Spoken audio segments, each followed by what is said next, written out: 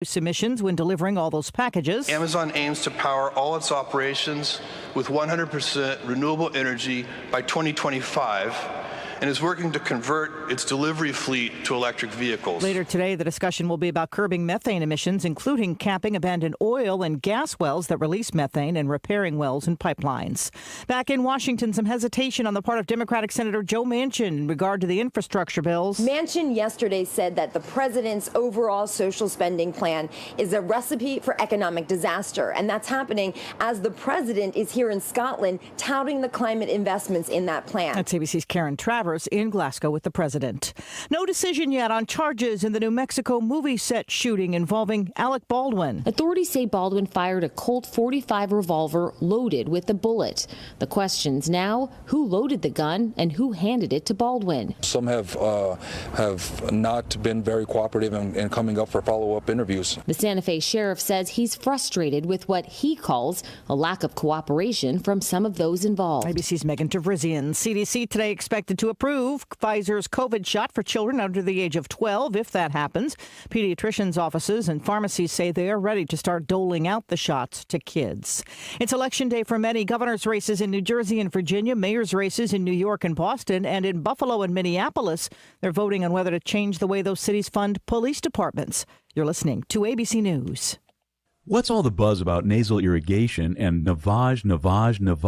And should I try it? Here's the science. Airborne germs invade through your nose. It's the body's air filter for trapping allergens and viruses. When your nose gets clogged, it's less effective and germs multiply. Eventually, your immune system can get overwhelmed and you get sick. Nasal irrigation is an effective, all-natural way to clean your nose. It's not a drug. It's more like plumbing. Saline goes in one nostril, around the back of the nose, and out the other nostril, flushing out mucus and germs. I'm Martin Hoke, and I invented Navage to make cleaning your nose easy. It's the world's only nose cleaner with powered suction. Navage pulls out the bad stuff so you can breathe better, sleep deeper, snore less, and feel healthier. At Walgreens, CVS, Rite Aid, Target, Bed Bath, and Walmart. Or go to Navage.com for a free gift with purchase. Over 2 million sold. Navage, Navage. Clean nose, healthy life. American Airlines again canceling flights this morning. So far, about 100 have been grounded. Since Saturday, American has had to cancel over 2,000 flights. The problems began with high winds at its Dallas hub, and then they cascaded like we've seen in the past, with flight crews being stuck out of position. The National Hockey League commissioner now speaking publicly for the first time since the Chicago Blackhawks admitted the team mishandled sex abuse allegations made by a former player. Had the NHL known about Kyle Beach's sex abuse allegations against then-assistant coach Bradley Aldrich a year later, it would have been handled differently, says Commissioner Gary Bettman. On his decision not to punish then Blackhawks executive Kevin Cheveldayoff, now with Winnipeg, he says the man had no authority. He left the meeting believing that this matter was going to be investigated by his bosses and the club for responsibility, despite Blackhawks ownership not being aware. Chuck Sievertson, ABC News. Last year's census may have missed about 1.6 million people. That from an analysis by the Urban Institute. Experts say it's actually smaller than expected, given the trouble of carrying out the census during the pandemic. And a major change about what some female athletes are forced to wear when they compete. The International Handball Federation is now dropping the rule that women have to wear bikini-style uniforms. Protests erupted after Norway's team chose to wear shorts in a competition, and they were fined. This is ABC News.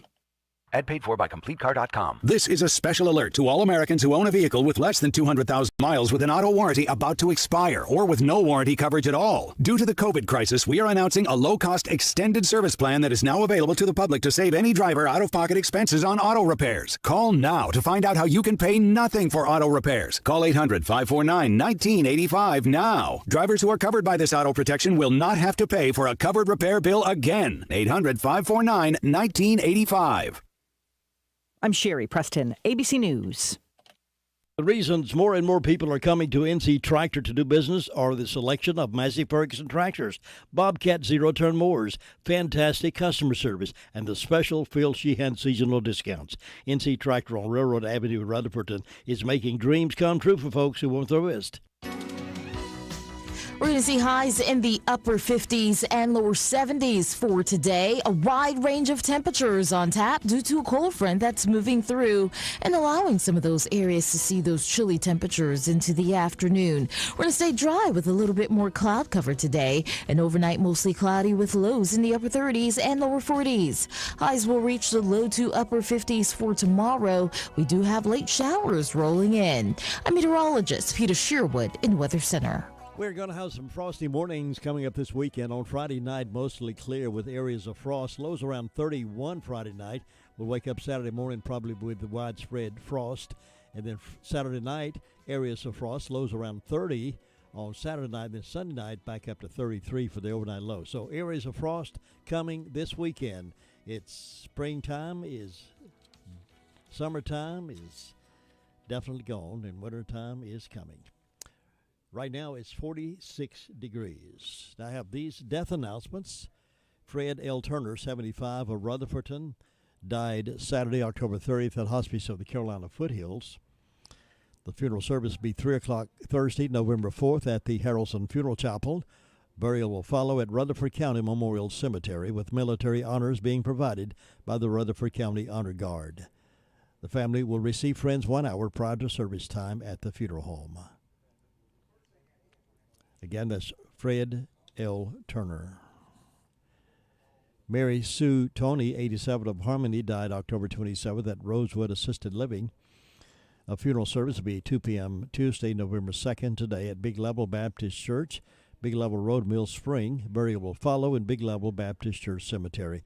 Family will receive friends 1 hour prior to service at the church at McMahon's Funeral Home and Cremation Service, in charge of the arrangement for Mary Sue Tony. Janet Louise Calder died Friday, October the 29th. Services will be held today at 1 o'clock at Bills Creek Baptist Church Cemetery, Lake Lure, North Carolina. And burial will be taking place at Bills Creek Baptist Church as well. Again, that's Janet Louise Calder, and Crow's Funeral Home is serving the family. Dorothy Lee Moore Murray, 92, of Bostic, died Thursday, October 29th. Graveside service will be conducted at 1 o'clock today at Mount Lebanon Baptist Church Cemetery. Washburn and Dorsey Funeral and Cremation Service, in charge of those arrangements for Dorothy Lee Moore Murray. Charles Allen Toms, age 57, of Forest City, passed away Thursday, October 28th at Adrian Mercy, Charlotte. A gathering of family and friends will be conducted from 6 until 8 today at Harrelson Funeral Home. Harrelson Funeral and Cremation Services entrusted with those arrangements for Charles Allen Toms. Mary Sue Tony, age 87, of Harmony, passed away peacefully October 27th at Rosewood Assisted Living. A funeral service will be held 2 o'clock today at Big Level Baptist Church. The family will receive friends 1 hour prior to service time at the church. Burial will follow in Big Level Baptist Church Cemetery, and McMahon's Funeral Home and Cremation Services, in charge of those local arrangements for Mary Sue Tony. Fred L. Turner, age 75, of Rutherford, passed away Saturday, October 30th at Hospice of the Carolina Foothills. The funeral service will be conducted at 3 o'clock Thursday, November 4th at Harrelson Funeral Chapel. Burial will follow at Rutherford County Memorial Cemetery, with military honors being provided by the Rutherford County Honor Guard. The family will receive friends 1 hour prior to service time at the funeral home. Harrelson Funeral and Cremation Services entrusted with those arrangements for Fred L. Turner. Dennis Cooper, age 70, of Forest City, passed away Tuesday, October 26th at his residence. The funeral service will be conducted at 7 o'clock Thursday, November 4th in the Harrelson Funeral Chapel. Family will receive friends 1 hour prior to service time at the funeral home. Military honors will be provided by the Rutherford County Honor Guard. Harrelson Funeral and Cremation Services, serving the family of Dennis Cooper. Johnny Smith, age 70, of Forest City, passed away Friday, October the 29th at his residence. A gathering of family and friends will be held from 5 until 7 at Harrelson Funeral Home, Friday, November the 5th. Harrelson Funeral and Cremation Service entrusted with the arrangements for Johnny Smith. Bill O'Reilly here, and I'm warming up from the NRIA.net studios in New York. Stand by for the O'Reilly Update Morning Edition. Car repairs often feel like a lose-lose situation. The expensive payments and paperwork feel never-ending. But ever since I called Car Shield, that all gets handled for me. That's a win-win. I just select my favorite mechanic, and Car Shield's administrators do the rest. So get coverage today, and you'll see why Car Shield cars go farther. Please visit carshield.com/bill to save 10%. A deductible may apply. On this Tuesday, I am predicting that Terry McAuliffe will lose the governor's race in Virginia to Republican Glenn Youngkin. There are two main reasons for my prediction. Number one, Mr. McAuliffe flat out said parents have no right to monitor what their children are taught in school. Hello, Mao Zedong. Are you kidding me, Terry? Parents have no right to oversee the education of their children in Virginia? Second reason, progressive policies are hurting the USA in general. And of course, Virginia is part of America. And of course, McAuliffe boosts progressive policies. So doing the math, he doesn't have much going for him. Now, it's not just in the Commonwealth of Virginia. America is turning more conservative. I know that's hard to believe because the media is so liberal it will never report it. But the backlash against critical race theory, terrible energy policy, higher prices for food and gas, President Biden's general incompetence, all of that is causing independent voters to move to the right. And again, I believe we will see this tomorrow. Virginia will have a Republican governor. Now this. Investors, Bill O'Reilly here. Are you sitting on capital or wanting to diversify? The NRIA Real Estate Development Fund provides returns right now. They capitalize on strategic markets.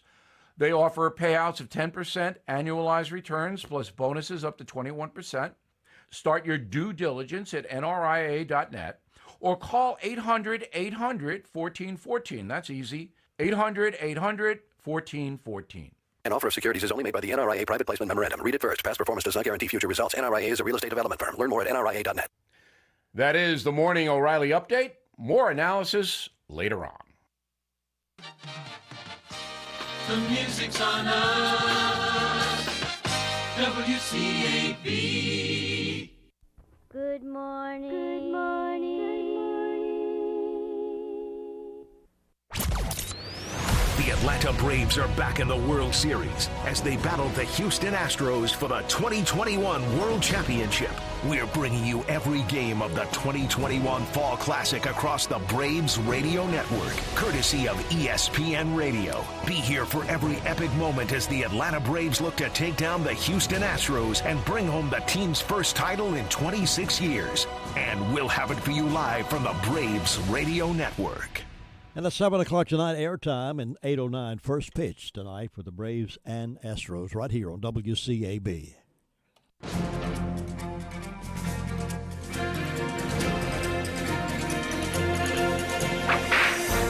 We're all familiar with Judge Isaac Parker, who presided over the U.S. District Court for Western Arkansas that included the Oklahoma Indian Territory. His sympathies were with the victims of crimes rather than the criminals, and he felt hanging was neither harsh nor cruel. So Isaac Parker got the nickname of Hanging Judge. During his 31 years as a judge, 162 persons were sentenced to death, but only 80 were actually hanged. One of the men sentenced to be hanged was Lewis Holder. Lewis wasn't a hardened criminal. He was just a miner who killed his partner in a dispute. When Parker handed down the sentence, Holder let out a pitiful scream and collapsed on the floor.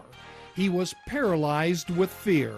As he was taken away, Holder yelled out that if he were hanged, he would return in spirit form and haunt Judge Parker and the jury. The threat didn't affect the battle-hardened Parker, and the jury sure weren't going to be threatened by someone who wasn't man enough to accept his fate.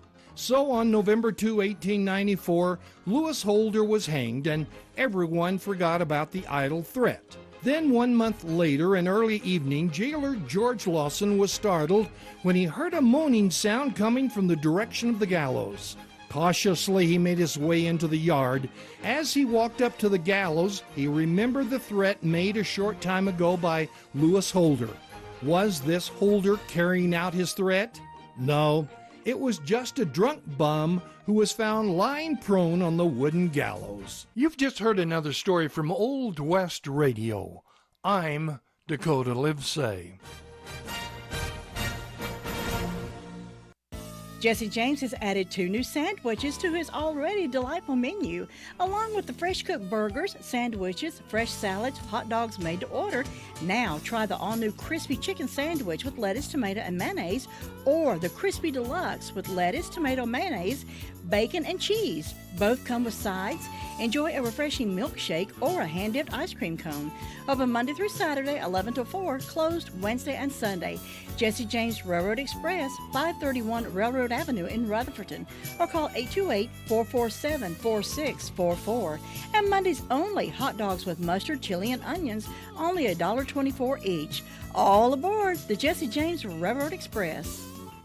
Well, today is Election Day. Voters of Rutherford County's municipalities go to the polls today to elect mayors and council members. Precinct polls are open already. They opened at 6:30 and they will close at 7:30 this evening. In a municipal election year with no state or presidential races on the ballot, voter turnout is typically not as high as it would be otherwise. But if you live in a municipality, please go out and vote today. There may be no opposition on anybody, but give those folks who have stepped up to the plate your voter confidence. Also, only voters who live within the municipality are eligible to vote today. All right, 17 past the hour, so let's go to the phones now and get started with our Call Around News Hour. And Sheriff Chris Francis is on the phone with me right now to give us that update. Good morning, sir. Good morning, Jim Bishop. How are you doing this morning? I'm doing great. Hope you are. I'm blessed. Thanks for asking. Yes, sir. What's going on in the world? Jim, last 24 hours, the Rutherford County Sheriff's Office has responded to 202 calls for service. There have been 12 arrests processed at the county jail. Currently incarcerated, we have 185. Those arrested by the Sheriff's Office: Milo Jamel Henderson, 38-year-old male of Hickory, was charged with 2 counts of failure to appear and received a $1,000 secure bond.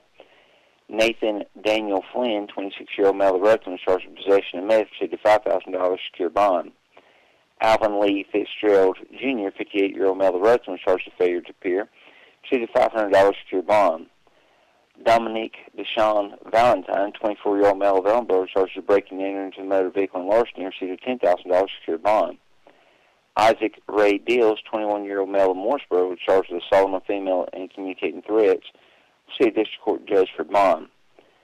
Patrick Dalton Floyd, 65-year-old male of Forest City, was charged with 2 counts of failure to appear, received a $600 secure bond.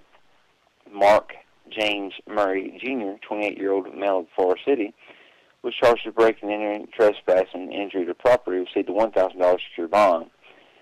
Among our incidents, we had ID theft, Waters Road and Bostic. Someone used the victim's identification to open up a Dish Network account. Looks like there was $238 charged to the account at this point, and the victim did not give anybody authorization to do so. Had a break and enter in larceny on Old US 221 North. There was a coffee table valued at $200 taken, a spinning wheel valued at $800, 2 living room chairs at $100, an end table at $50, and multiple pictures and other miscellaneous items. Had a break and enter in larceny in Gilmer's Edward Road in Rutherford. Looks like there was some yard decorations valued at $300, microwave valued at $60, and fuel valued at $500 taken in that incident. Had a larceny of a motor vehicle, Kentrail Lane for our city.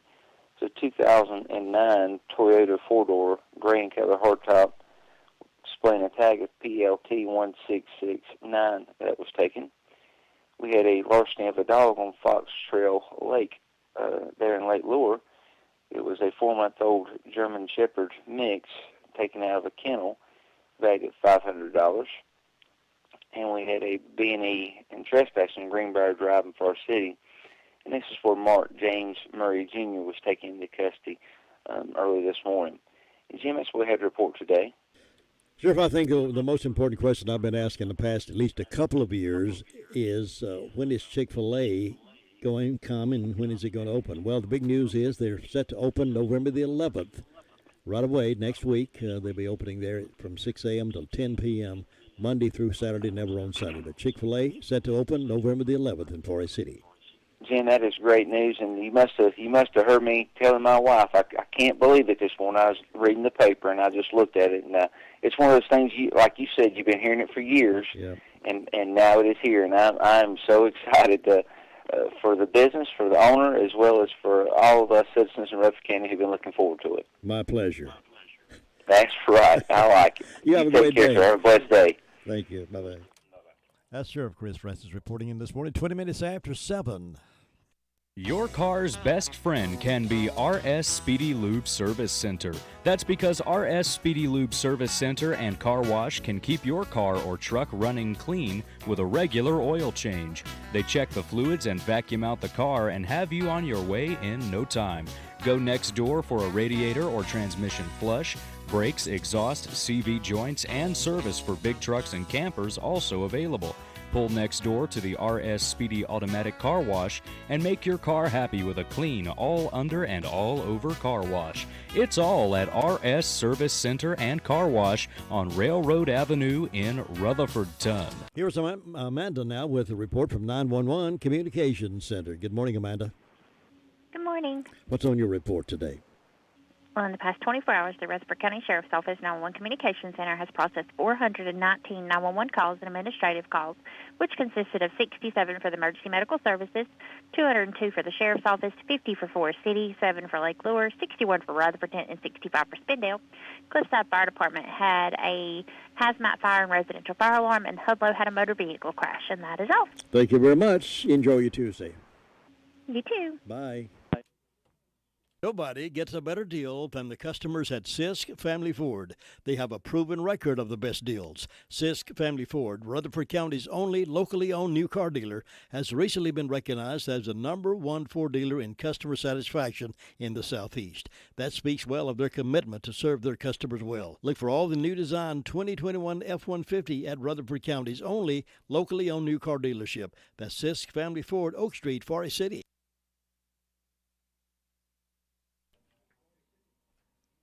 SDO report is next. Ruby Taylor, good morning. Good morning. What is on your report today? Well, the fire department didn't have any calls, and on my birthday calendar, I've got Cindy Calvert, Taylor Collins, and Brittany Potter having birthdays. Hope they all have a nice day, and the signs are in the range today and going to the secrets tomorrow. Jim, that's all I got. Thank you very much, Ruby. Enjoy your day. You too. Bye-bye. Thinking about the departure of a loved one through death is a subject we don't like to talk about. However, pre-planning or prepaying for a funeral is a consideration and responsible thing to do. With so many options available today, it's important to speak with someone you can trust and someone who can help you find a balance between the emotional, spiritual, and financial needs of your loved ones. Crow's Mortuary and Crematory is recognized as one of the best family-run funeral homes. It's a family tradition, and they know how to care for your family. Any questions you might have, they will be happy to answer. Call Crow's Mortuary and Cremation Services at 286-2304. There is going to be a Veterans Breakfast Thursday, November the 11th, 7 a.m. until 11 a.m. at the Rutherford County Annex Building, North Main Street in Rutherfordton, hosted by the Republican Party in Rutherford County. That is Thursday, November 11th, 7 until 9. All veterans welcome to attend with special recognition. Now we're heading up toward the Fairfield Mountains Fire District. Gary Wilson, good morning. Good morning, Jim. How are you doing? I'm doing great. Hope you are. Yep, good to see the veterans being recognized. I think they need to be recognized as often as they can. Absolutely. Absolutely. We have a special day for them. There's several things happening during that next week for the veterans, and I hope, folks, the veterans will indeed respond to those. It's a whole lot better than it was when the guys came back from Vietnam. I tell you what, it was not a fun time back then. It was not. It was not. I was stationed in California the last 2 years. I was in the Air Force in 1970 to 71. Wasn't a very nice time to be a veteran then, because you certainly weren't given the treatment you should have been given. Absolutely. Getting a lot of a lot of blame for stuff we had nothing to do with. And yeah, I'm glad to see them finally getting their just dues now and credit for what they did do. Absolutely. That's absolutely right. And I was proud to be a veteran and still am. So am I, Gary. So am I. Hope everybody else feels that way also. And up here this morning, we're clear as a bell, about 45 degrees, and no precipitation the last 24 hours. Had a beautiful day yesterday, and we'll have another one today, looks like. Going to get a little cooler toward the weekend, but nothing too bad considering it's November already. I've seen it snow in November. We may be dealing with that before you know it. But hopefully not. We may wake up a couple of mornings in the weekend with frost on the ground for the first time. It looks like it's going to be. Yeah, we may get some frost, maybe even a freeze this weekend. Yeah. So watch out for that. I don't even think we've had a good frost yet. I don't think so.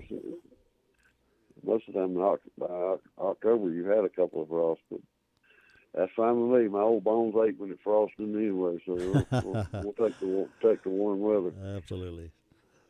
And that's about what all we got up here, Jim. Gary, I appreciate it. Thank you, and you have a great day. All right, you too. Thanks. Bye. Jim, have you seen Henson Building Materials' newly remodeled showroom? It's gorgeous. You mean where they have a full line of hardware and building materials for homeowners and home builders? I mean where Jamie, Terry, and Tony, their friendly staff, treat me like family. Oh, they're so nice. Hey, are they taking COVID precautions and have curbside service? Of course. They're so thoughtful. I do need some materials, but I don't think they'll fit in our car. Oh, silly. They have professional delivery so we can get whatever I want. Henson Building Materials, 177 Duke Street in Forest City. Building starts here.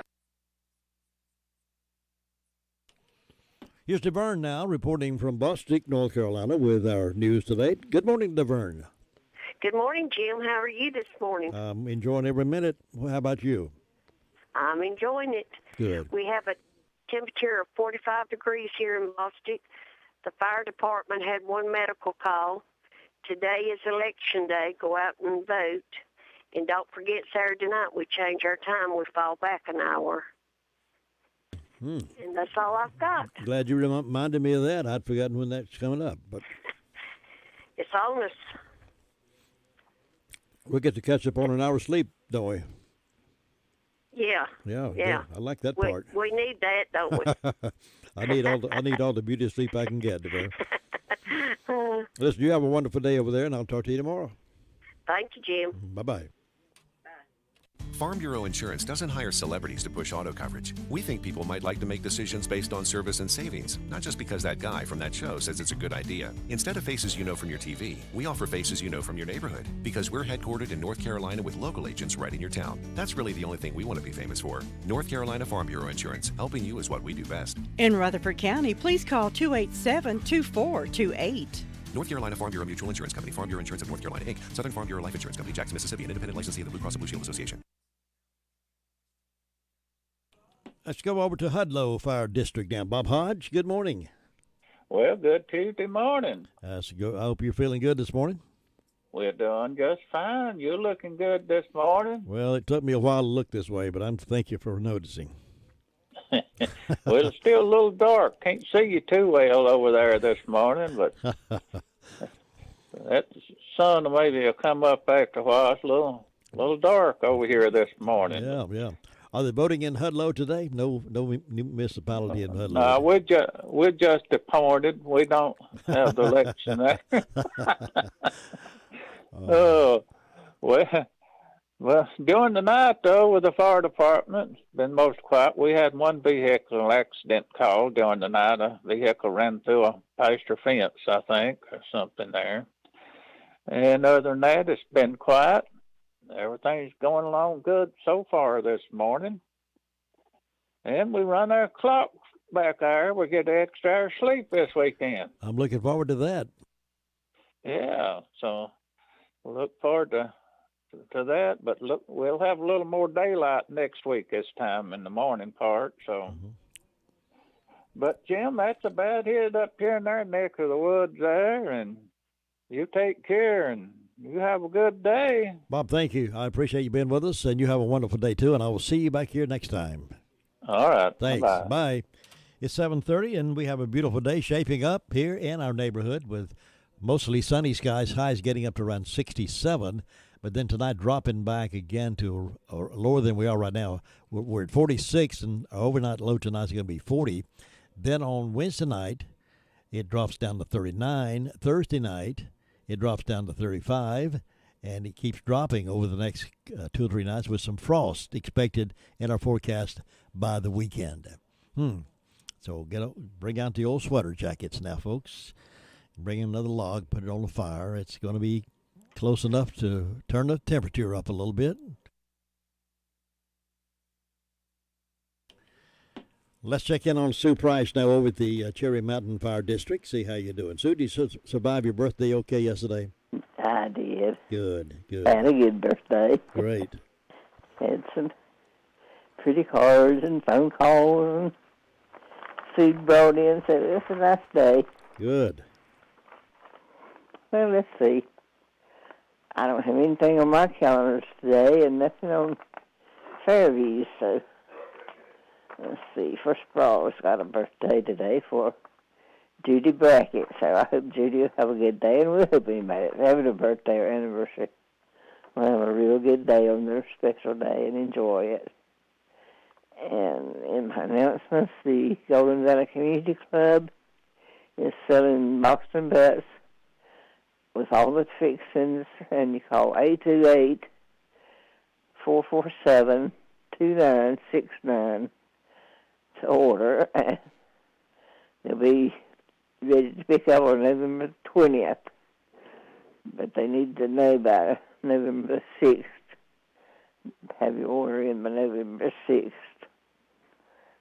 And so far, that's the only announcement I have, Jim. It's just quiet and calm over here, looking for a good day, and I hope you'll have one. Thanks, Sue. Keep your eye on things for us, and we'll touch bases with you tomorrow morning. All right. Bye-bye. Bye-bye. It's going to be a busy morning here in the Blue Room.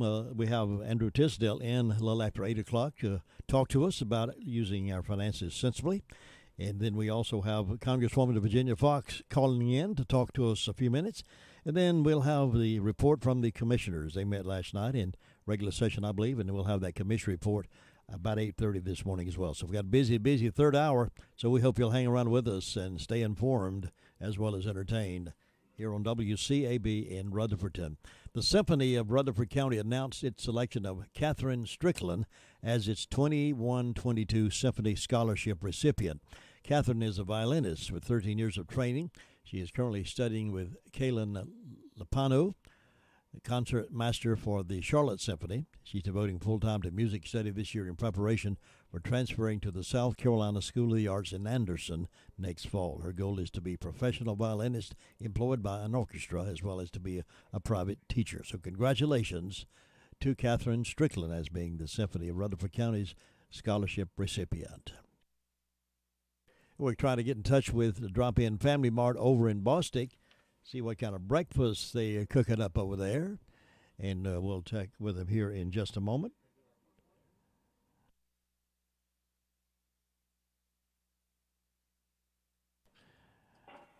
And we have Gene on the phone from the Dropin Family Mart. Gene, how you doing? Fine, how you doing, Jim? I am doing fantastic. You busy over there this morning?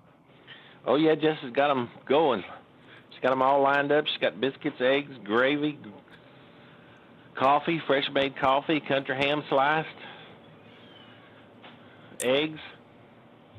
That sounds like a good breakfast to me now. Yes, sir, and fresh-made biscuits. What's your favorite biscuit? What do you like in it? Sausage or ham or all of it? Jim, you can look at me and tell I like all of it. Well, I think. But she does. Jess does make a good tomato and bacon sandwich. Sometimes I have that in the morning on toast. That's delicious. That sounds good. I've never tried that. Tomato and bacon.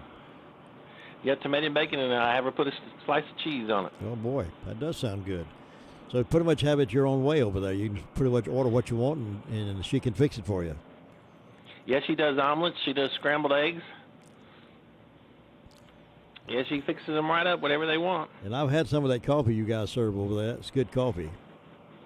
Yeah, and she got fresh-made tea and people just need to come on by and check us out. And looks like everybody will get their winter clothes out for this weekend. It's going to be pretty chilly, it looks like, don't it, Jim? It sure does. It's going to be down there this week. It'll be different. We'll have to get adjusted to that again. And that 29 degrees Saturday night doesn't sound very good, does it? Got to bring in put another log on the fire.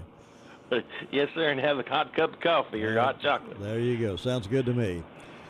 Anything else going on over there? Just trying to keep everybody happy. All right, we'll keep up the good work, and it's always a pleasure talking with you, and we'll see you again on Thursday. Okay, thank you, Jim. Bye-bye.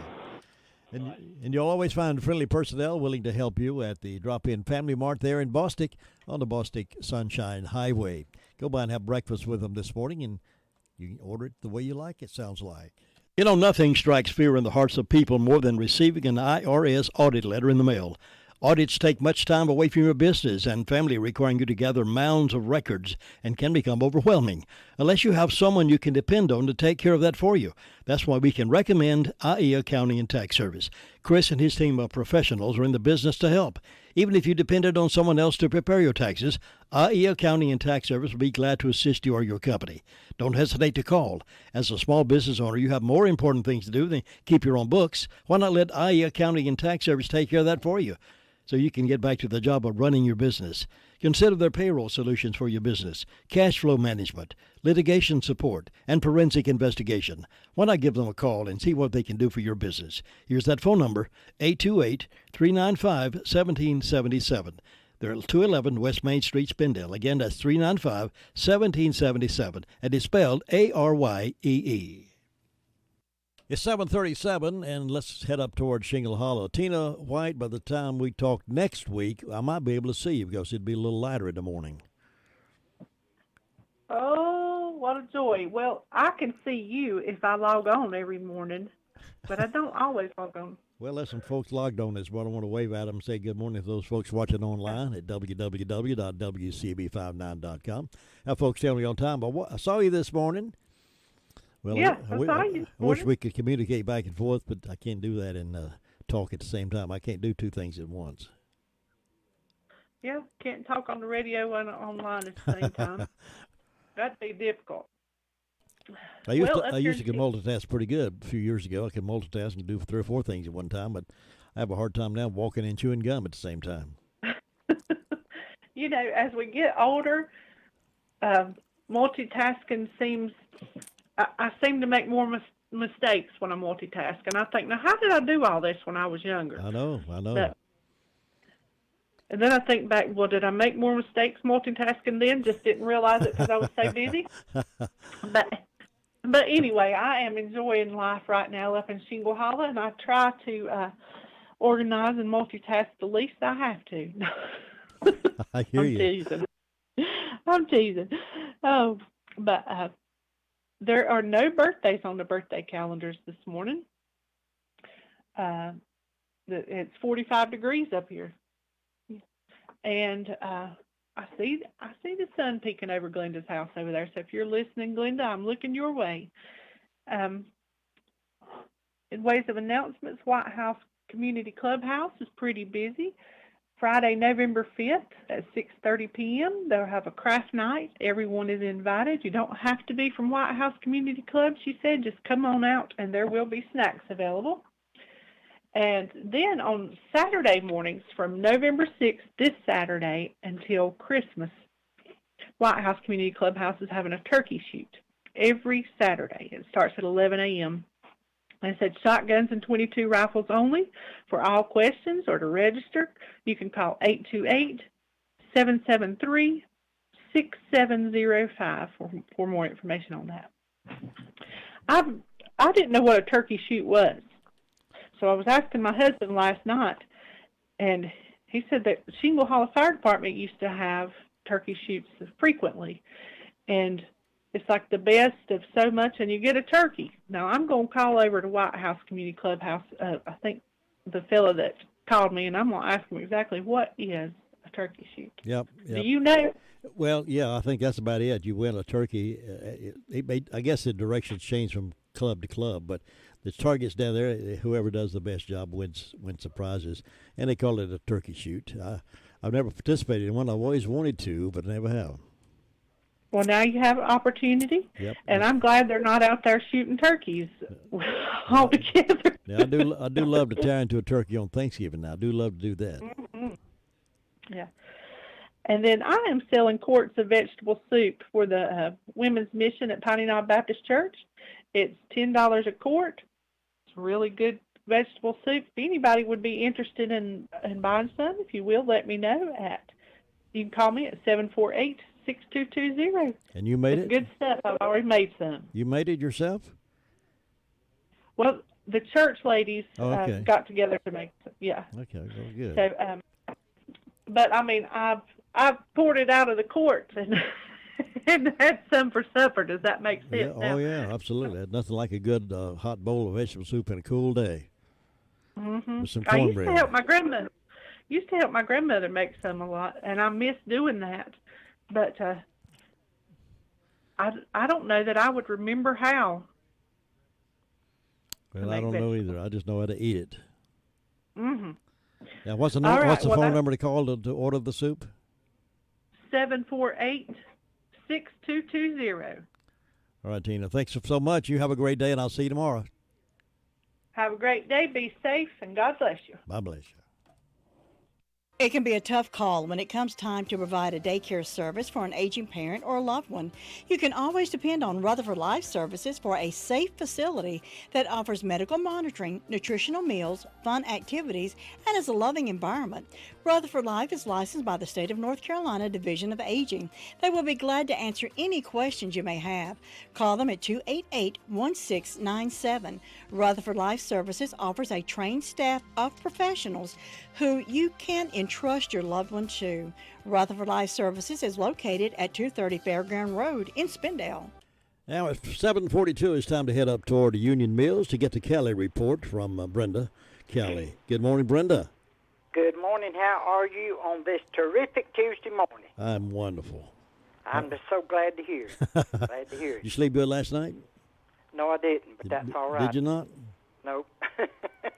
I slept good the night before, though. Well, that's good. Yeah. Not last night, though. No, didn't. No, I've been awake since about 2 o'clock. Really? Yeah. Wow. But you'll take a nap sometime today? No, because if I take a nap, then I don't sleep at night. So I just weather through it, and sleep will come eventually. It will. It will. Yeah, but we hope everybody's having a good day. I enjoyed that song, "The King is Coming." It made me think about when you had the homecoming down at the foundation, and I remember y'all doing that. I was there, and I just thought it was so beautiful. Well, thank you. It was a great song. It's a good song. It is. Well, let's see. I've got 40 degrees on the front porch. I don't have but one birthday, and that's Rachel Twitty. So we hope Rachel has a great old big day on her special day. Today is All Souls Day. Yesterday was All Saints Day. I meant to tell that yesterday, and I forgot to. And let's see, railroad crossings will be closed today and tomorrow. This is on Centennial Road and Boy Scout Road. They're in bad need of repair, and I'm glad they're fixing them. And then Winging It will be at the Union Mills Learning Center on November the 5th. The music starts at 7 p.m., and they have a meal available beginning at 6 p.m., and the cost of the meal is $5. And so far, that's all I know of going on up here. Just short, sweet, quiet, and I've really enjoyed this weather, and I hate to think that it's going to frost by the end of the week, because I've got some flowers that's still blooming, and they're just so pretty, and I've really enjoyed them. Yeah, I know. I just hate to see the flowers. Are they the kind you can bring inside? No, they're petunias. I guess I could, but they probably wouldn't last long. But I had this flower pot sitting in this old 5-gallon bucket, and I had it full of pot and soil and stuff, and so the flowers died, and I took them out and just set the bucket out there. Next thing I know, that bucket's full of petunias. They're just blooming and so pretty. Yeah, I tell you. Easy to handle, sounds like. Yeah, so, but I've got chrysanthemums out there, too. I don't think it would have to be a real hard freeze, I think, to hurt them. Yeah. So, but it's just get down to about 32 32 or 33? A little below that, I believe. Let me look. Okay. Let me look here right quick. I got it right here in front of me. It looks like the lowest is going to be 30. 30. And that is Well, Saturday I'll night. probably have, that gets down on, I'll probably have like 28, 27, somewhere in that neighborhood. You're probably cooler up that way. Yeah. So, oh well. It is what it is. Like you say, it's time for it. Next month's winter, and then guess what's after that? Spring. Yes. Yes. It don't take long, does it? That sure doesn't. You better go check on Luther Sweet Thing Gilligan and see if everything's all right in Ellenburg. I'll see you, Brenda. Okay, catch Bye-bye. you later.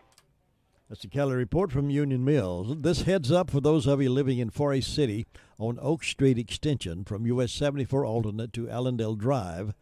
There will be a scheduled water outage on Oak Street Extension from US 74 alternate to Allendale Drive while contractors install a new water line. The outage will begin on Thursday, November 4th at 11 p.m., and service is scheduled to be restored on Friday, November 5th by 5 a.m. So it's just an overnight kind of thing, apparently.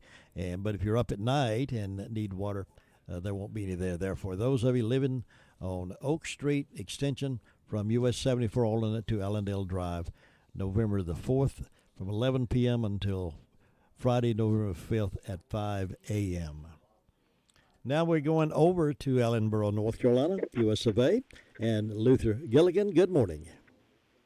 Good morning, you two. The suns are coming up, a little slow, but it'll get up directly. Yeah, it will. We just sit here and drink more coffee. Enjoy watching the sunrise. But it's quiet this morning, not a whole lot going on. Everybody's just trying to get on in and get another day at work. You see, fire department, they only had one call, had an accident up here at East High Crossing yesterday evening about 6 o'clock.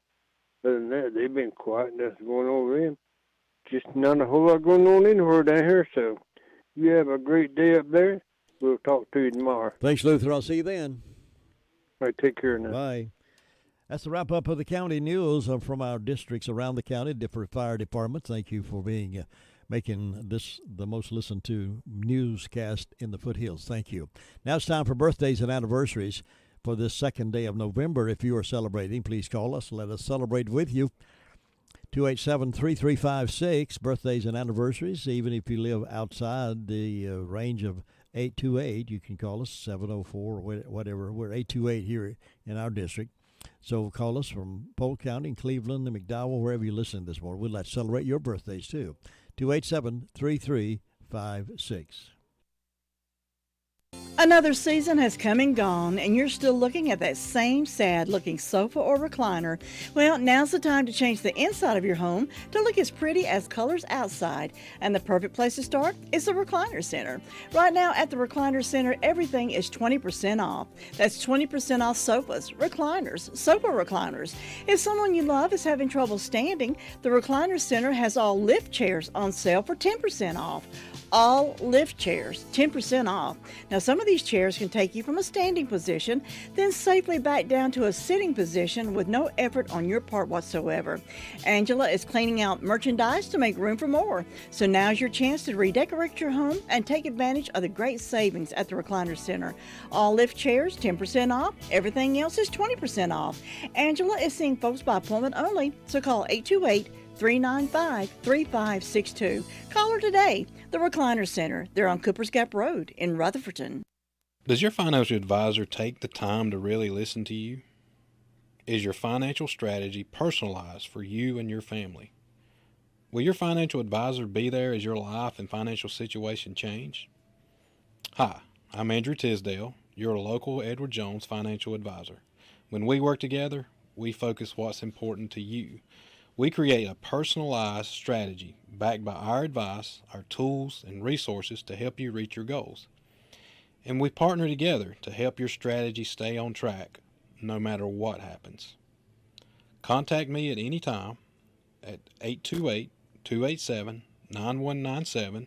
We'll sit down, talk, and we're going to make a strategy that's right for you. And Andrew will be with us live, scheduled to be with us live here in the Blue Room this morning, a little after 8 o'clock, to talk to us about making sense of our finances, so be sure to tune in for that. Now, if you're hungry right now and you're in the neighborhood, go by Granny B's. They have a great breakfast. They're open at 6:30 now in the mornings, Tuesday through Saturday, so you can get biscuits, ham, bacon, sausage, liver mush. You can add an egg to it. You can get sausage, gravy biscuits, hash browns, breakfast plates, anything, any way. Plenty of coffee. You can add some cheese to your biscuits. Either way, you can eat in or you can call it to go. 286-9012, 286-9012. Granny B's opening at 6:30 Tuesday through Saturday for a great breakfast. I know you'll enjoy that. And maybe save a little room for one of those Granny B's delicious daylight donuts also. Yeah. Happy birthday.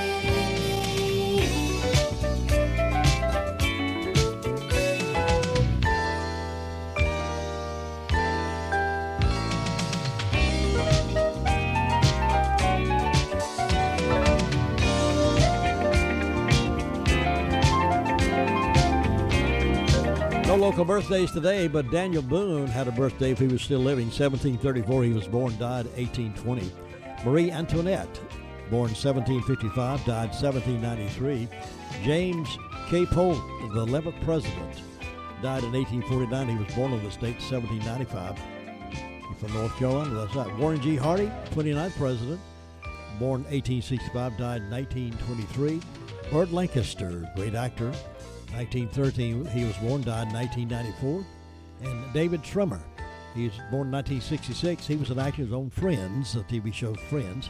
Some of the big events that happened on this date: Harper's Bazaar, first published in 1867.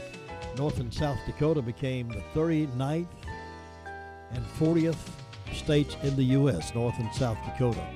1947, Howard Hughes flies the Spruce Goose, a wooden airplane for the first and last time. 1983, Michael Jackson released Thriller. Now you're up to date on this date in history here on WCAB. Stand by, Keys to Confident Living. Andrew Tisdale, Congresswoman Virginia Fox, and the Chairman of the County Commissioners will be all with us next hour.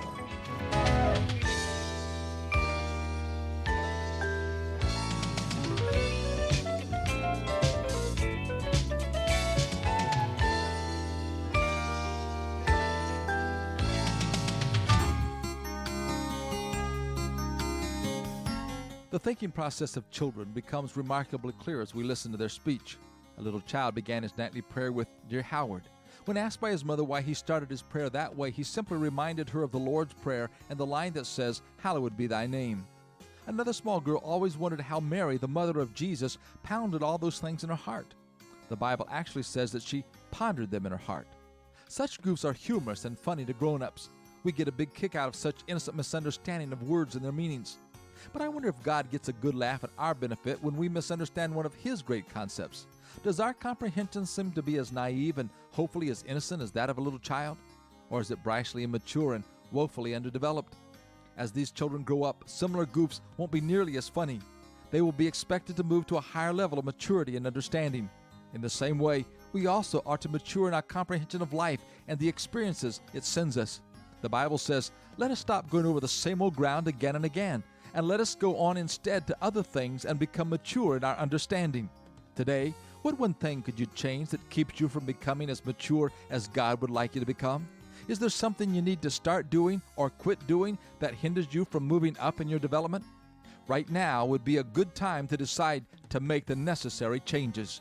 This is Bill Hostler with today's Key to Confident Living. The music's on us, WCAB.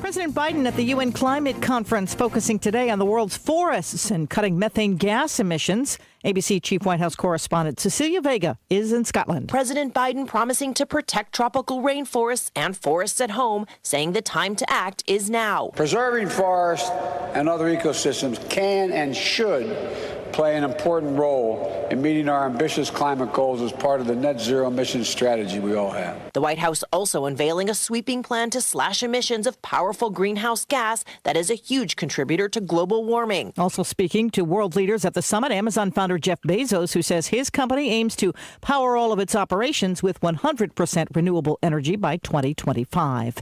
It's election day for voters in Virginia. ABC Stephanie Ramos says a lot of people are watching the governor's race there. Democratic candidate Terry McAuliffe and Republican Glenn Youngkin statistically tied. The race's outcome seen as a referendum on the future of both parties and will serve as a blueprint for elections around the country. On day one, we're going to launch a government-wide audit of every department, rooting out fraud, rooting out waste, raising transparency. Youngkin reinforcing talking points popular with Republicans nationwide. In Minneapolis, they are voting on whether to replace the police department with a public safety department.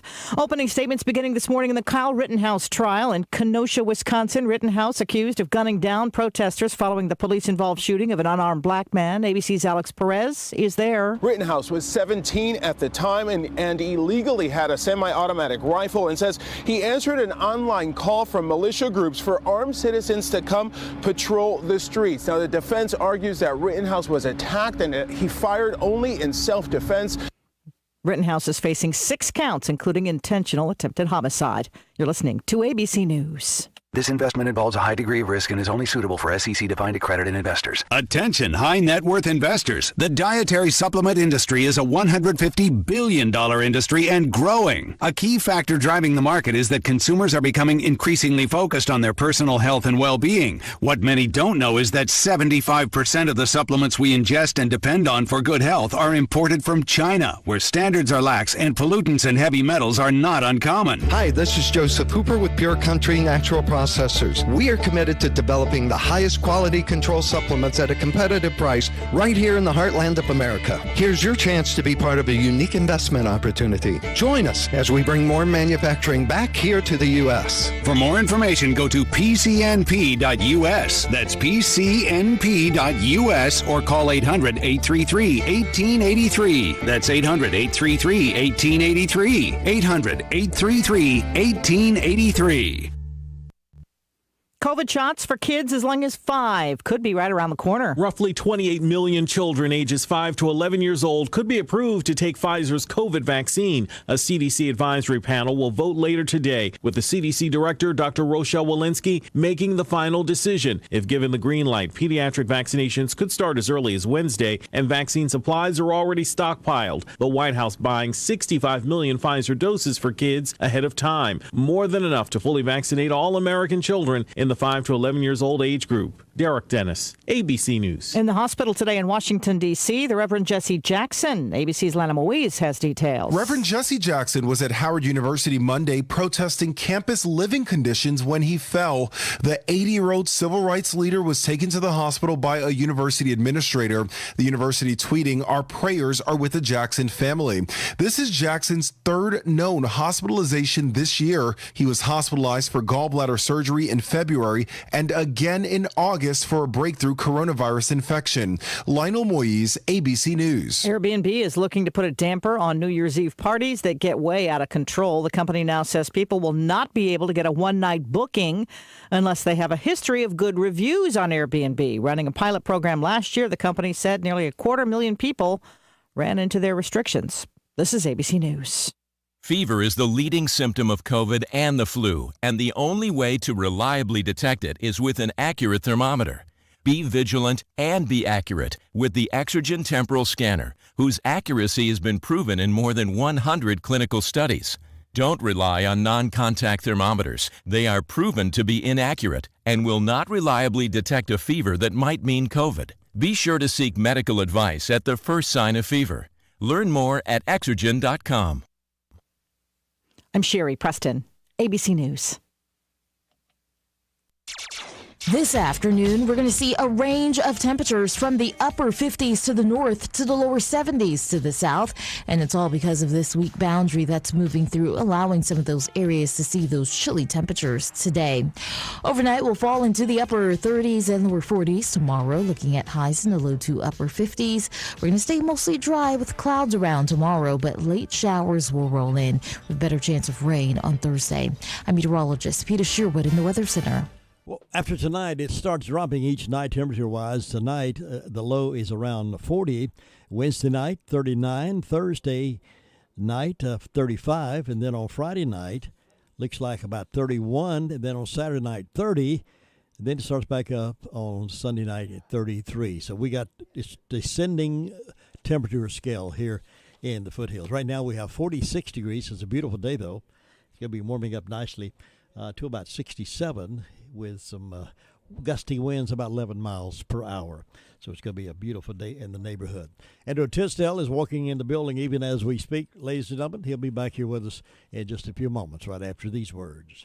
'Twas the time of the holidays, and all through the house were to-do notes left by my loving spouse. The lights weren't hung, which she found problematic. They were still in a box somewhere in the attic. Then home from the store, my wife did appear. North Carolina Education Lottery scratch-offs in hand, and I started to cheer. 6 holiday scratch-offs to choose. What fun. I flew through my list, and now I'm done. This holiday season need not be a chore, because holiday scratch-offs are the gift that could be so much more. Must be 18 to play. Approximate overall odds of winning range from 1 in 2.95 to 9.95. Problem gambling helpline 877-718-5543. At Smith Drugs of Forest City, we are continue to offer the COVID-19 rapid testing and the COVID-19 vaccinations. Please call our pharmacy at 828-245-4591 with any questions or concerns that you may have. You may also visit our website at smithsdrugsfc.com and schedule your COVID rapid 19 test or your vaccination. Again, if you have any questions, please call our pharmacy at 828-245-4591. It's that time again, time to get the flu vaccines. And Smith's Drugs in Forest City has the flu vaccinations available. Walk-ins Monday through Friday and Saturdays by appointment. And Smith's Drug is asking all their Dream Station and System 1 CPAP customers to call if you need any help with registering your recalled devices.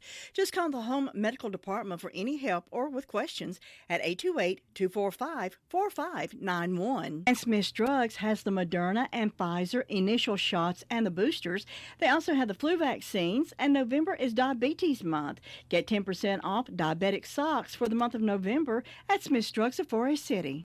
Coming up in just a few moments, Congresswoman Virginia Fox is going to be my guest. She'll be calling in here and talk a little bit about all that stuff that's going on up in Washington, and she'll clear our minds on some of that. Right now, though, we have Andrew Tisdale with the financial advisor with Edward Jones, 173 Railroad Avenue, Rutherford, in the studio with you right now to talk to us about making sense of our finances. Good morning, sir. Good morning. How are you? I'm great. How are you? I know you're great. Well, what can I say? Yeah, it's just natural. You know. Well, with also some experience, years of experience. My mama used to love me. Yeah, that's right. Yeah, she's no longer with us. That makes me great then, too. That's right. Your mama loved you, didn't she? Yeah, she did.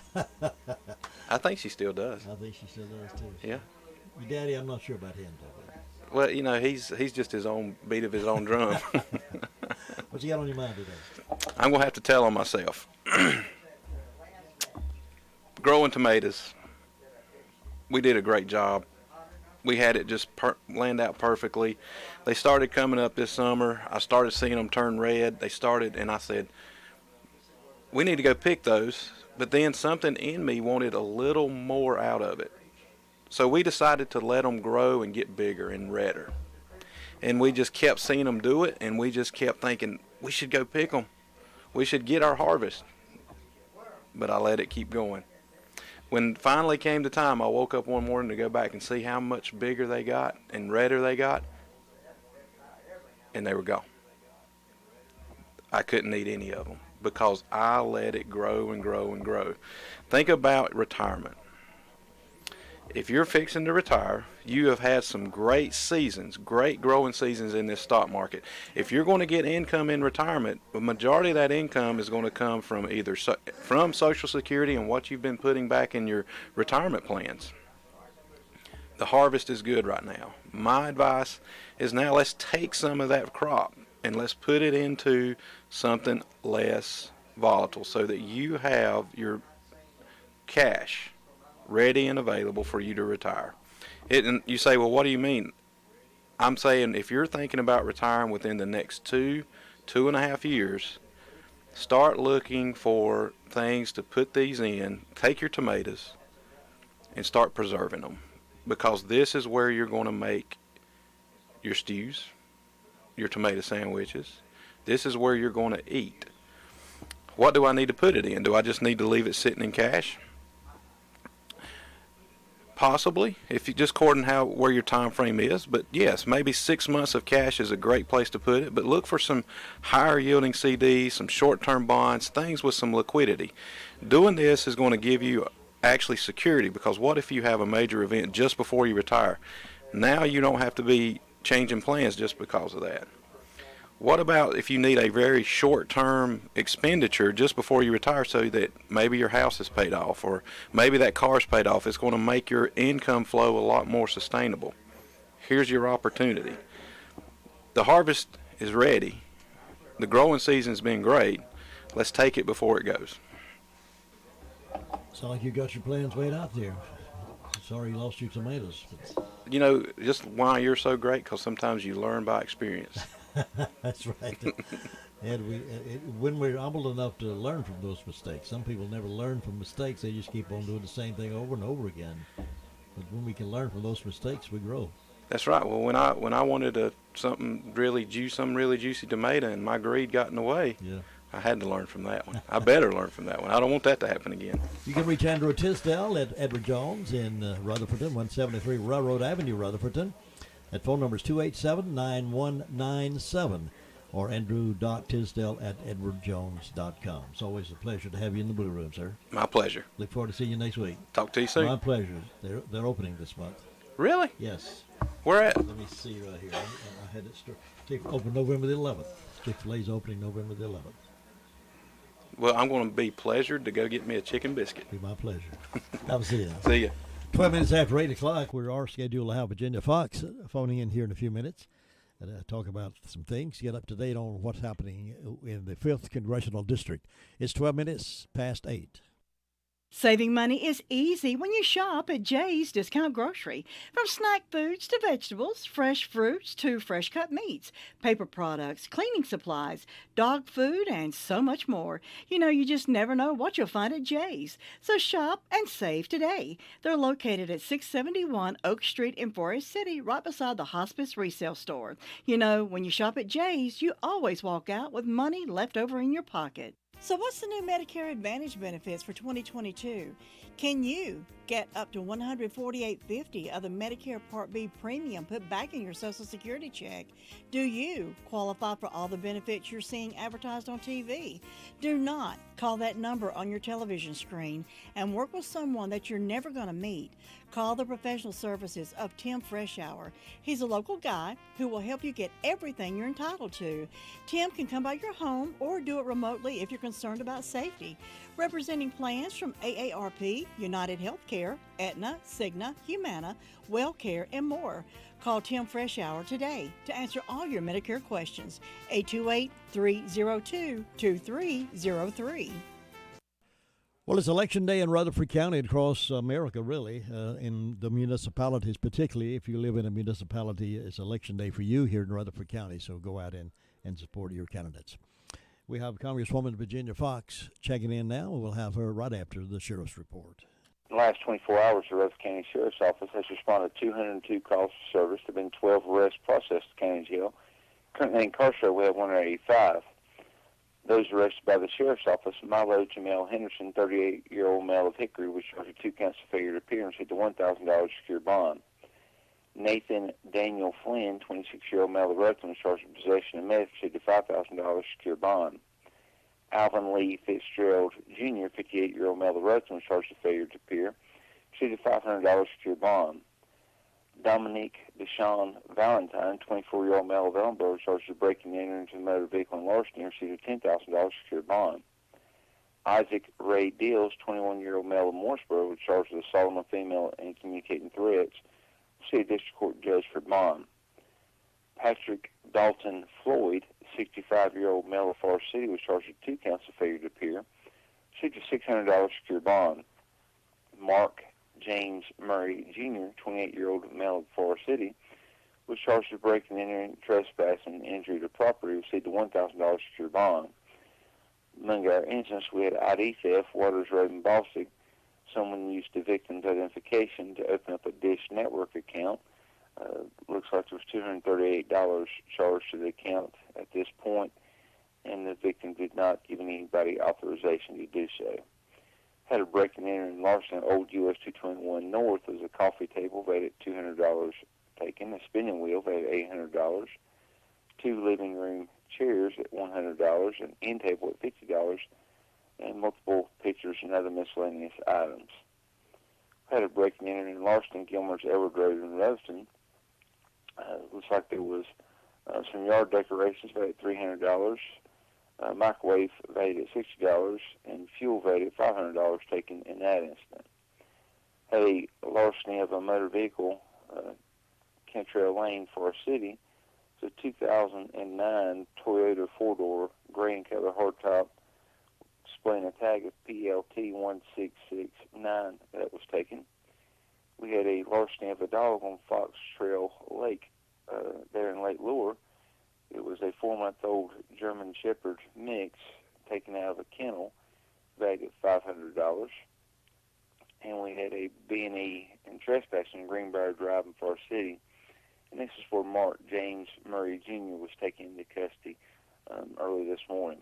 And Jim, that's what we had to report today. Thank you, Sheriff Chris Francis, for that report this Tuesday morning. It's 16 minutes now past 8 o'clock, and we're honored and happy to have Congresswoman Virginia Foxx on the phone, reporting in, the representative from the 5th District. Good morning, Congresswoman Virginia Foxx. How are you doing today?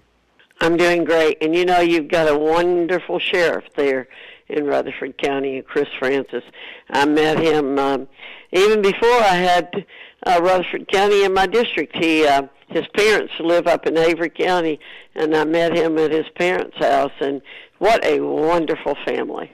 Well, yes, they are. They've got a great history in education here in the county.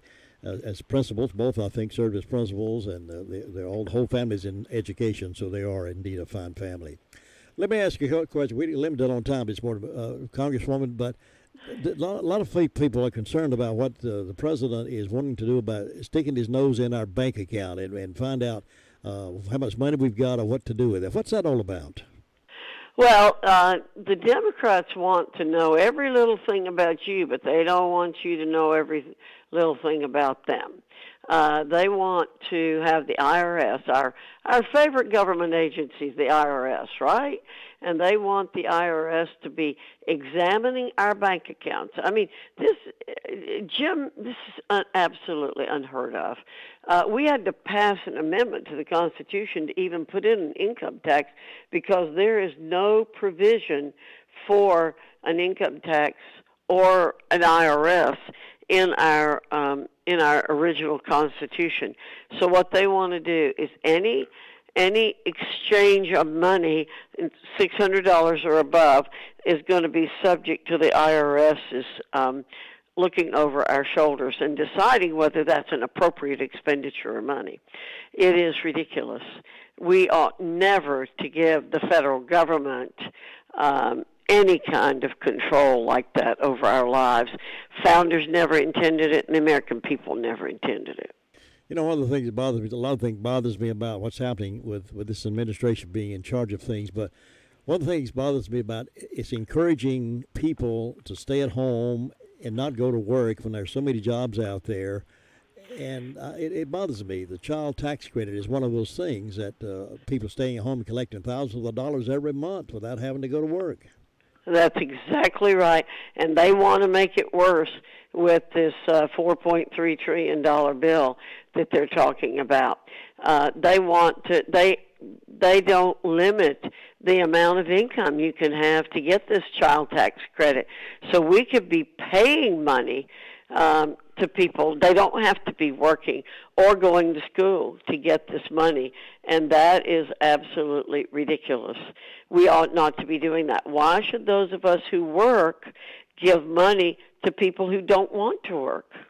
And, under welfare reform, what we tried to do is we said, look, if people, maybe a woman is going to have a baby, one out of wedlock, but we don't want them to continue to do that.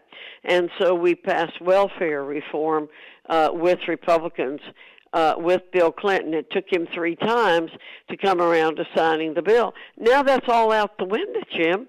And again, all we're doing is encouraging irresponsible behavior.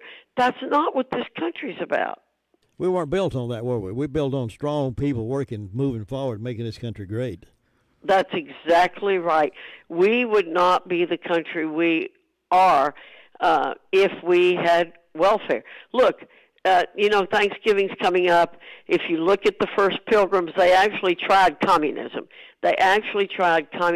And they rejected it because they were dying, because people wouldn't work and provide food.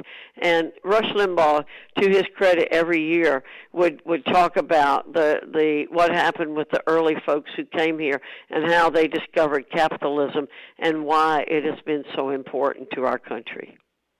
I know there are many things, Congresswoman Virginia Foxx, that you're proud of with your district and represented us so well so many years. But one of the things that I like to spotlight as well as you do as well, your 5th district has a strong reputation for producing recognized Christmas trees that people go after every year.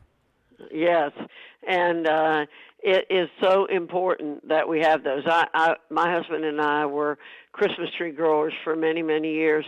And I'll tell you, there really isn't much that's more satisfying than growing Christmas trees. But we've had a Christmas tree from Ashe County selected as the White House Christmas tree again. This is Rusty and Bo Estes. They own Peak Farms. This is the 3rd time that the tree has come from Ashe County in the last few years. 2008, 2012, and now this year, the Estes are supplying the tree to the White House for the Blue Room. And, Jim, this is the way we do things in our country. The Christmas Tree Association has this contest where they pick the best Christmas tree in the country. North Carolina was winning every year. And then they changed the rules and said, well, one state can't win 2 years in a row. We'd win every year, and the 5th district most of the time. Yeah. Now, there are a lot of nice trees grown over in Jackson County, but mostly they're in Ashe, Allegheny, Watauga, and Avery counties. They're the Cadillac of Christmas trees. And so they will be providing the tree to the White House this year. That'll be in the Blue Room. They'll get so many photographs. And they really are beautiful trees. I love growing Fraser fir trees, and I'm so proud of these guys for doing this. This shows, again, they care about doing things right. North Carolina is such a wide variety of economics in many different ways, and Christmas trees is a big part of the western part of the state. So I'm proud to be a North Carolinian. Agriculture is our number one industry in North Carolina. Yes. So we're blessed. We've got everything from the mountains to the coast. We raise every product just about that you can raise. I know we're quickly running out of time here, but let me change hats just a moment. This is election day across the nation, municipalities here in our county. But how do you see this election in Virginia turning out today? Well, I am hoping and praying that Glenn Youngkin is going to win. I think he's going to win with 3 or 4 points. Even if he wins by 1 vote, it's a huge win because Virginia voted by 10 points for Joe Biden. But I think the American people have awakened up to what this administration is doing. This is the first opportunity to, other than the school board meetings again and other meetings where people are expressing their opinions. I'm getting a lot of mail from people saying I'm very discouraged about what's happening in the country. What I write back to people and say, don't be discouraged. get out there and educate people and do what you can do. And what you can do is you can vote. You can go to school board meetings. You can go to commissioners' meetings. You can say, I don't want you raising my taxes. You can go to the legislature, or you write your legislators and tell them what you want to do. We're still the freest, greatest country in the world, Jim. I talked to another announcer this morning. I did a show earlier, and he said he was in the grocery store and the shelves were half bare. He said, I guess we're going to have to get used to this. No, we do not. We do not have to get used to this. We think about 2018, Jim. I want people to stop thinking about 2019 and 2020 and so far 2021. We are in a world of hurt right now, but we do not have to be. We can go back to $1.75 a gallon gas. We don't have to pay $3.50 for a gallon of gas. Double what it was just last year. And we just do not have to do that. Don't put up with it. You don't have to. Don't be violent. Don't be ugly. Just do what you need to do to tell people they report to you. Virginia Fox, I'm just so grateful and thankful that you're up there in Washington fighting for the 5th District and the state of North Carolina. Without people like you and others that are the same persuasion that you are, keeps us strong and keeps us fighting forward. And I like what you said, don't give up. We don't have to accept what they're trying to cram down our throats. We can fight against that. And we can all fight, again, in a nice way, respectful way, within the law way. That's what I do. These people know I'm here, and they know I give as good as I get, Jim. Yeah. I may be little, but and I'm not loud, but I am firm. That's what we have to be, firm. We're proud of it. You keep up the good fight. I'm going to do it. I'm going to do it as long as the Lord lets me. Look forward to talking to you again next time. Take care. Bye-bye. All right. Congresswoman Virginia Fox on our radio show this morning. County Commissioner Chairman Brian King should be with us talking about the commissioners meeting last night. 9:05 this morning by Great America with Jim and Butch. What a busy morning we're having here in the Blue Room, and I love it. Now let's have sports. Cliff, he was asked about it on Monday and had this to say. I don't think about job security. How could I do that and do justice to the players that I'm coaching right now? But why would I even consider focusing on that when I have a job to do that is directly related to how well I do my job in relationship to putting those players in position to win? This is NCN Sports. If the power goes out for your business, are you prepared with a backup? Without electricity, security systems go down, refrigerated items spoil, and customers are turned away. In other words, your business loses money. Control your power. Control your business with a Generac automatic standby generator. Alternative Power is North Carolina's Generac generator experts. In fact, all Alternative Power does is provide backup power. Financing options are available. See more at alternativepower.com. See more at alternativepower.com. The word is out about the first-class amenities of the Beaufort Hotel. Beaufort resident and owner Bucky Oliver is here to let you in on the secret. It kind of comes down to who you are and what you do. People come out and they just absolutely tell us, those are the nicest rooms I've ever seen. And lace and chandelier in a bathroom, little things like that. And I really got a good night's sleep last night. That's the test. Now save up to 15% with the fall getaway offer. See more at BeaufortHotelNC.com. NBA action last night. Steph Curry stepped up in Joel Embiid's absence by scoring 23 points in the Philadelphia 76ers 113-103 verdict over Portland. Embiid was given the night off, and Tobias Harris was a late scratch due to a health and safety protocols. DeMar DeRozan poured in 37 points, and the Bulls rallied from a 19-point second-half deficit to beat the Celtics 128-114. Their counterpart in the city, the Chicago Blackhawks, meanwhile, finally have their first victory in 10 games of the season. Patrick Kane recorded a hat trick and collected 4 points in a 5-1 thumping of the Ottawa Senators.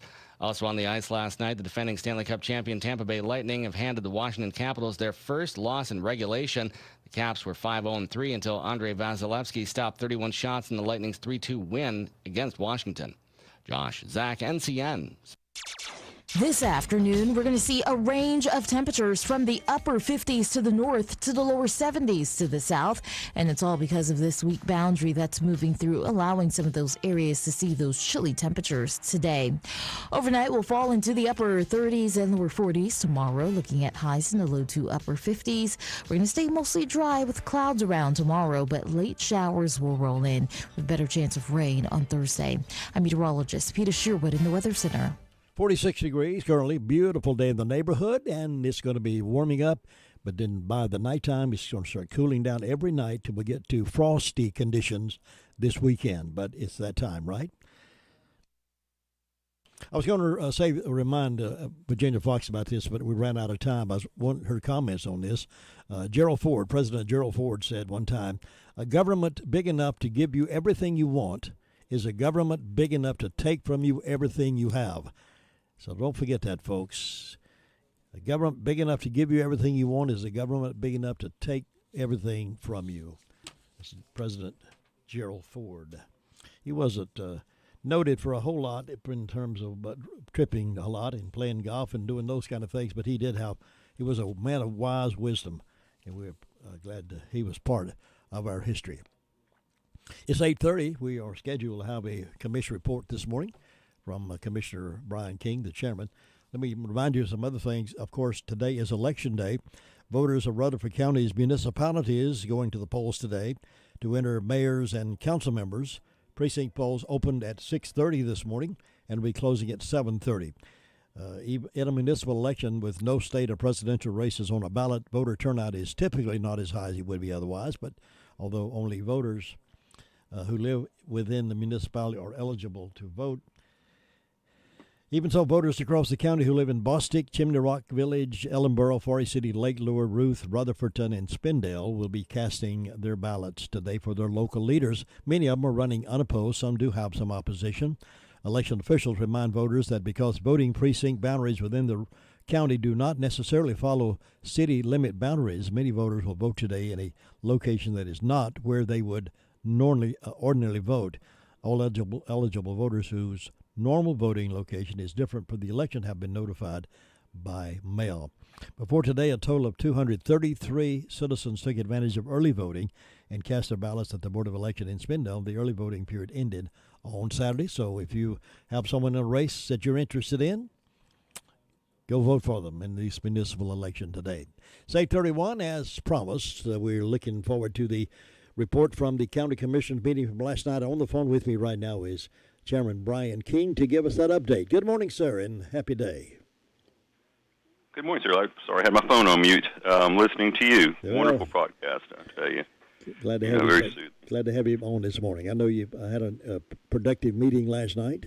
Yes, sir. Actually, it was a really good meeting. It was one of the longest we've had, but that's mainly because we had presentations and we didn't want to cut them short.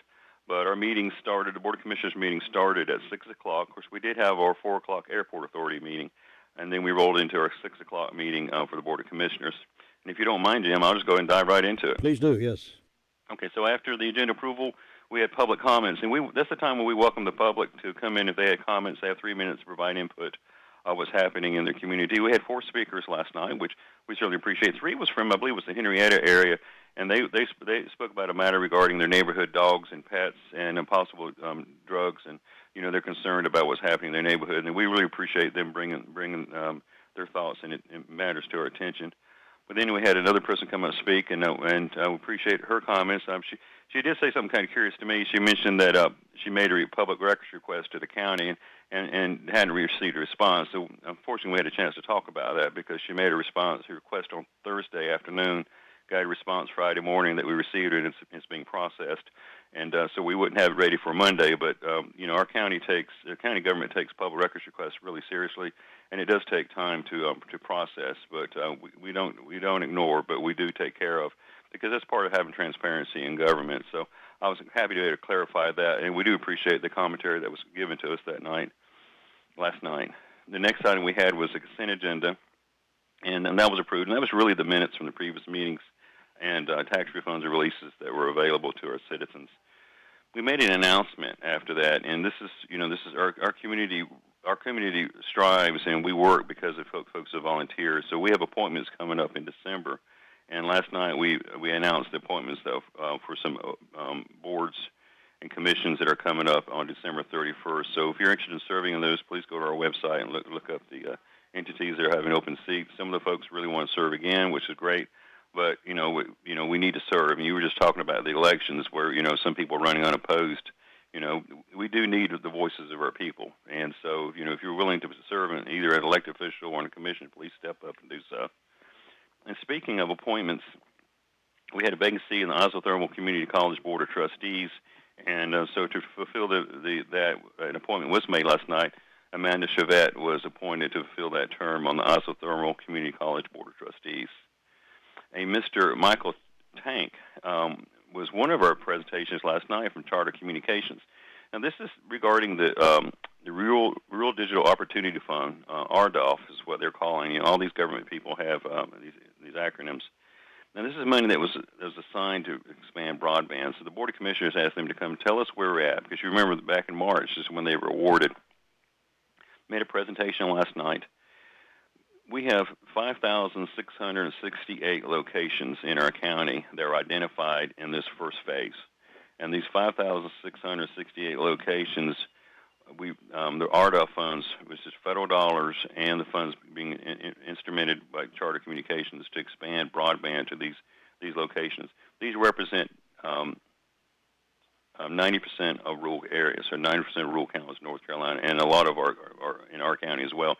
There was a map that was provided last night, but it's mostly our rural areas. Mr. Tank also mentioned last night that Phase 2 is looking at the other areas that may have broadband, but not as fast or as efficient as people would want, and that's going to be working as well. So very detailed conversation, because we wanted to make sure that we knew that Phase 1 was going to happen as well as Phase 2, instead of focusing how that's going to roll out is going to happen. We're in year 0, as he stated, in a six-year rollout on that. But as we roll closer to 6, we'll continue to see the rollout to our citizens. Very interesting, very positive, and very exciting to hear, because we know how important broadband is to our community. So, but the whole presentation was on our website, and he also had a slide presentation as well. We appreciate Charter Communications coming. And I did want to stress one point. The monies that they received to do this is monies that came from our government and the monies that they're investing. But also, at the beginning of the meeting, we were talking about the challenges they have. But as it was stressed, they asked for the challenges, and they're going to take care of the challenge. And challenges is our beautiful terrain of running fiber, because they're going to do their plan is to do direct fiber to the home, and so which is really great. But it's going to take time to make sure they have all the telephone poles set up or access to, and make sure they're able to carry the equipment. And he went into the kind of the weeds on that. But we're really excited about that. We have 5,668 identified locations right now in the first stage of the RDOF, which is now on the agenda to have or the planning to have broadband internet. So that was a good bit of our meeting, but it was well worth it. Great discussion between the members of the board and Charter Communications. So that was great. Any questions, Jim? I think that was a great sound. I love to hear that fact that they're moving, able to stretch out for making that available for most everybody in the county when that time comes. It's going to be a great day for a lot of students. It's going to happen quicker. I mean, as soon as they're doing their homework now, they've done a lot of homework in order to win the bid. Because they had to bid against other companies for this. But as soon as and they already have the materials bought. He mentioned that there's no supply chain shortage for them. They've already got all the equipment lined up, and they have a stage to come in to do the rollout. So once they start rolling it out, it's going to roll out. He did say last night they didn't want to do one section and stop, do another section and stop. They want to be able, when they roll, they want to roll. And so that was very positive to hear some great questions.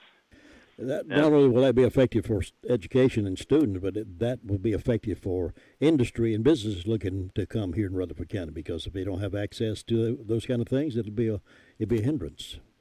And also, and that's great, because also people use that in their daily lives. It's like Commissioner Tony said last night, broadband internet is almost like a utility, almost like water and electricity you have to have in your life. And today, especially if you notice, since the last few years, telehealth has gotten really important. I mean, I've seen in action from friends at church and in my own family that you weren't feeling well, you went on telehealth and you spoke to your doctor through the computer. This is for minor, like colds and stuff.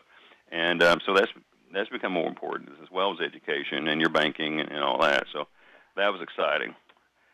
But what was really exciting as well is the next person that spoke, we had Carolina Community Broadband Alliance gave a presentation, and they gave a presentation of the Sunshine rollout of their first tower. Now, if you recall, the Carolina Broadband Alliance is a nonprofit that was formed by Polk County, Rutherford County, and Pangea when we recognized a few years ago that we were having areas in our county that did not have access to broadband, and we had assets that that's the taxpayers and our county governments and Pangea, that we had fiber going throughout our community, a whole backbone that had access capacity. So we're using that capacity to roll out broadband to these communities, and the Sunshine community, they had a video presentation and showed that rollout, which is they're going to have two things going on there. They have a tower that went up, and they also have a station there where they can roll out direct fiber to homes, and so that's really exciting for that community. Of course, this is a nonprofit. These are our community coming together, leveraging our assets. She did announce, Amanda Chavette did the presentation last night. She did announce some other sites, which I didn't know. I knew it was happening because the Board of Commissioners have been involved in it, but the Community Broadband Alliance announced last night they have 7 more locations where they're putting up towers and providing access using their services. So the good news is we're continuing to have broadband expanding. The good news is that this is something that this Board of Commissioners and our entire community has been asking for, and for at least 5 or 6 years I've been serving, but it's happening now. And what was really brought to light last night, unlike 6 years ago, we now have people competing. We have competition happening to roll out broadband to rural Rutherford County. So that was exciting, and through our community as well. But that was exciting. It was a great presentation, and we're really excited about the partnership with those that are willing to help serve our community in this way. Sounds exciting for the county. I'm glad to see the county is really finally moving forward, and we're getting a lot of good things happening. Of course, you know about the Chick-fil-A opening November the 11th, which is a big thing for Rutherford County and Forest City area. Yes, it is, and that's and kudos to everyone involved. That was a project, and we had people kind of whispering about it and all that, but Dr. Mason and the Forest City board, their folks, the folks with EDC, a lot of people were involved in, and when this when this commercial enterprise was coming, confidentiality was a key point. So majority of people were able to do that, but it's a big investment. Anytime you bring in a business to any kind of community, it's a big investment, and being able to get everything done is exciting, and I can't wait. It's a Friday, right? Friday the 12th? November 11th, Thursday is Veterans Day. So that's exciting when they have their opening. I'm just trying to look up my calendar or whatever. So it was in the paper today of their opening, but yes, they're coming. The next thing that we had was Don Kaysen provided an update on the Rutherford County Tourism Development Authority, and what's exciting to there was he was able to present where the authority has been investing into our community and has had 2 of the biggest years they've had of people coming to our community and our restaurants and our hotels and our bed and breakfasts and enjoying our community. The interesting thing about this part of the presentation, and I didn't write my notes down on this one, but I hope I did, is $2.1 million have been reinvested into our community by the TDA. So you're saying, well, the TDAs, they get their funding from folks that are from the occupancy tax when people rent a hotel or a bed and breakfast or something like that. And the TDAs are using that money to promote tourism, and they've been doing that. But also been using it to invest in our community, which is if you go to Spindale, you see the streetscape, or you go to Forest City, or you go to these areas in our community where they've been helping leverage these funds to improve our community. And it's a win-win. It's a win-win for our citizens because it helps beautify our county, even though it is beautiful. But it also helps attract more tourists to our area, and it's a revolving circle of life, so to speak, for those in tourism. But one of the big items that the Board of Commissioners asked years ago when I first started serving was, to use these monies to help offset the cost to our citizens, which is wise. So these are investments from folks from outside our county investing into our community, and so I really appreciate the Board of tourism on these projects that they're using and selecting to help improve the quality of life for their citizens. And they did announce they have in their next rollout. They're planning that right now.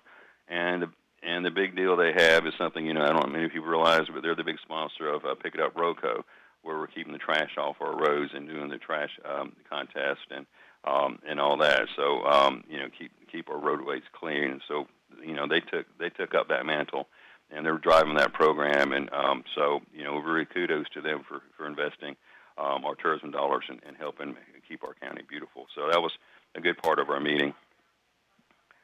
Okay. Sound like that was about it, or you got some more? Oh, I got plenty. All right, go ahead. Yeah, that's what I'm saying. Stop me if you have any questions. Next item, we had Director Giles come up regarding our EMS. And so last night was a request to add 12 additional positions and a few vehicles to the Rutherford County EMS. We had two nonprofits that have been doing the second. I don't realize the level, but the second level services, and both have stopped. And so what the county has done is that not only we're taking up the mantle, but we're taking it and expanding, and we're expanding it in a positive manner. And how we're doing that is that we're going to be putting full-time EMTs on every truck. We didn't have that before, so now you have full EMTs on your trucks. This is something that Commissioner Mike Benfield asked, I believe it was 3 years ago when we were having a meeting, because that's what his vision was, to have a full an EMT on every truck, and that vision is being is going to happen today, or it's going to happen now. So we approved that. We did want to mention that Director Giles and her team did reach out to FEMA, and we'd like to thank FEMA and those responsible to helping us in our community. FEMA brought in 3 trucks to FEMA. They call it a strike team, to be in place right now as we do the transition and the training and setting up our new system, which we hope to have for the next 3 weeks. But so the key point to our citizens is we have full coverage, we have better coverage, and it was through planning, hard work from members of our team, and I'd like to thank the Board of Commissioners for moving so fast and everyone to make this happen. So there you have it. And so that was a request for additional positions. EMS was approved last night. Those are 12 additional positions and plus some equipment. The next item was a presentation made by our county manager. Our county manager made a presentation. If you guys recall, we did a pay class study about 3 or 4 years ago, and one part of it was cost of living adjustment. And we did a cost of living adjustment, COLA is what they called it, at our last budget cycle of I believe it was almost 1%. As we have found out, the value of what we're providing our citizens, our employees, is not up to par. And so what we want to do is to make sure that our police, our sheriffs, our EMS, our EMT, our building inspectors, all these are at par for recruitment and retention. And so in order to do that, we brought the COLA to what we found out is a 4% COLA restoration, and the restoration of our 401k contributions to the county employees. So all county employees will receive this, except for there's one class of county employees that would not. The Board of Commissioners decided that because they do get a stipend, that they would be exempt from this increase. So we did not vote for an increase for ourselves. We voted for those employees that work for us, and especially those that are that needed to be brought up, I guess, to market conditions. Because it was mentioned last night, for example, we give an inspector or some of these positions, we spend $12,000 to $16,000 to train them to get the certifications to do their job, but they're able to walk across the street for a few more dollars a year, and then we have to reinvest that into another. So this is something that we did that was passed last night, and of course the next item was the budget amendments for November. And when the budget amendments for November came, it was included in that to be approved. The next item was the budget amendments, and that had some great items in there, including what I just mentioned. There's one portion about opioid money's investing in opioid and treatments. So I was happy to see that. And after that, we adjourned. Well, it was about time, wasn't it? It was a long meeting, and it was a good meeting. I got a few comments afterwards, but we generally try to stay within an hour. But there was a lot of business to attend. Normally in November, December is right around the corner, and that's when we elect new officers, and it's usually a shorter meeting. And then we get ready for the new year. But I really appreciate everybody. We had a full house last night. Appreciate everybody attending in person, online. And as the Board of Commissioners, we do appreciate our citizens and our community reaching out to us with their concerns and thoughts, because we actually live here. Some elected officials, they live in other counties, and they don't, they're in D.C. or they're somewhere else. Yeah. We live here, work here, yeah. and we worship here. So. Well, our listeners appreciate the reports that you give each Monday morning. It keeps us abreast, because a lot of folks can't make it out. A lot of folks don't have access to the video that you produce there. But thank you so much for coming on each Tuesday morning after the meeting and sharing with us the highlights of the meeting. Yes, sir. Happy to do so.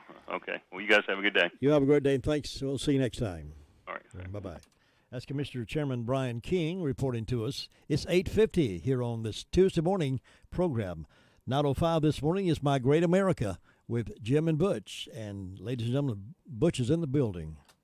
Our biggest holiday deals are on now at Carolina West Wireless's Keep On Giving event. Save $400 on the new Samsung Galaxy S21, S21 Plus, or S21 Ultra when you sign up for select unlimited plans. Give the gift of better connection to everyone on your holiday shopping list with unlimited data that keeps on giving all year long. Just $35 a month per line for 4 lines. Receive a $100 Fanatic C code with any new activation on our premium unlimited plan. Hurry in to Carolina West Wireless to celebrate deals that keep on giving. Certain restrictions or conditions may apply. See store for details or visit carolinawest.com/terms and conditions. It's time to revive your internet. Get speeds all the way up to 5 gig.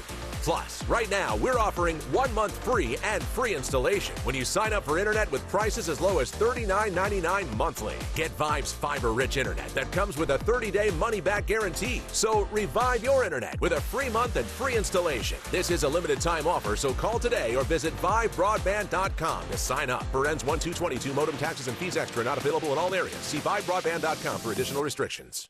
It's always the talk of the town when it happens, so get ready for the Cozy Home Sale coming up November the 4th, 5th, and 6th.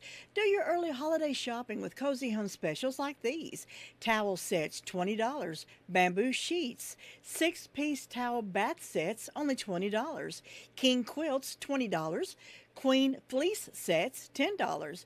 Baby blankets, only $5. The popular gel pillows are now on sale. Toss pillows are only $10. And don't forget your favorite pet's dog beds while this sale is going on. Bring your list and load up now during the sale November the 4th, 5th, and 6th from 10 until 5 Thursday and Friday. Then they'll close at 2 on Saturday. Cozy Home Warehouse Sale on Duke Street beside Henson Building Material. Spread the word. Could you use an extra $8,000, maybe $1,500 or $500? Your opportunity to brighten things up this year is here. The 2021 Rutherford County Chamber of Commerce reverse raffle tickets are now available. Only 500 tickets will be sold, and you could win $8,000, $1,500, or $500. 3 winners and tickets are available now at the Chamber office, Main Street, Rutherford, and here at WCAB, our Chamber board members have them. The drawing this year will be held December 17th, live on WCAB 100.9 FM, 590 AM at 8:10, and it will be live streamed. Be a part of supporting the Chamber with your purchase of a reverse raffle ticket. Tickets are $50, and the chances of winning $8,000, $1,500, or $500 are phenomenal. Have some fun. Buy a ticket and listen for the winning number. December 17th at 8:10. You know what? It could be you. And I could have that winning ticket for you if you will stop by here and purchase your ticket or tickets. They're $50 a piece or 2 for $100. And I'd love to sell you your ticket. So come on by sometime today and pick your ticket up. Let me know. Some of the highlights of other things let me quickly read into before we have to get out of the way here. 2 local high school football teams will be participating in the postseason playoffs beginning Friday night. In the 2A playoffs, the Chase Trojans, with a record of 9-1, are seeded number 13 in the West. They will be hosting the number 20 Mooresville Pine Lake Prep Pride at Allen Stadium. Pine Lake Prep is 6-3. This will be the Pride's first season competing in the 2A playoff after many years in the smaller 1A division. It will be the first ever football game between Chase and Pine Lake Prep. In the 1A West playoffs, the Thomas Jefferson Classical Academy Griffons have earned the number 5 seed with an overall record of 6-3. TJ will be hosting the number 28 seeded Avery Vikings, 1-9 overall, at Harmon Field at Griffin Stadium in Avondale. It has been 7 years since the Griffins and Vikings have met on the football field. In other 2A playoffs games involving area teams, Shelby is seeded number 1 and will host number 32 Swannanoa Owen. Burns is number 12 and will play host to number 21 McMichael. Seeded number 17 Polk County will travel to number 16 Southwest Randolph. And we'll have that Chase game on the radio Friday night, and we hope you'll join us for that. American Red Cross is telling us they need blood donors. They need blood. The next blood drive's coming up locally at November the 3rd. That'll be tomorrow at Thomas Jefferson Classical Academy Gym. And then on Thursday, November 4th at Spencer Baptist Church. And Friday, November the 5th at Big Springs Baptist Church Fellowship Hall. And next week, Gilkey Community Center and Rutherford Regional Medical Center. Those are some of the stops. The blood drive will be there. There will be a scheduled water outage on Oak Street Extension from US 74 alternate to Allendale Drive while contractors install a new water line. The outage will begin on Thursday, November the 4th at 11 p.m., and service is scheduled to be restored by Friday morning at 5 a.m., so just a heads up on that aspect. And we've talked about this already. Chick-fil-A is set to open November the 11th. Sam Ziegler is the franchise owner and will be responsible for all day-to-day activities of the business, including employing more than 100 full and part-time employees. Ziegler began his career with Chick-fil-A after graduating from the Citadel in 2014. He served in various positions over the next few years, including team member and team leader at Chick-fil-A Mount Pleasant and operations director at Chick-fil-A Powdersville. In 2018, he was selected as the owner-operator of Chick-fil-A in the Cleveland Mall in Shelby. After serving the Shelby community for 3 years, Ziegler and his family relocated to Forest City. Alongside his wife, Kayla, and their 4 children, Ziegler is excited to bring new Chick-fil-A restaurant to Forest City. Ziegler said, "One of the things I look forward to most is mentoring my team members and creating a space where they can grow and develop their leadership skills. I'm eager to become more involved in the Forest City community and serve all who walk through the door with great care." And they're doing some things for the veterans during that time as well. So we welcome them to this area. All right, let's see what else. We got a lot of stuff for the veterans coming up. We'll have to share with you coming up tomorrow. A lot of things happening in that respect. But I'll tell you what I'm going to do.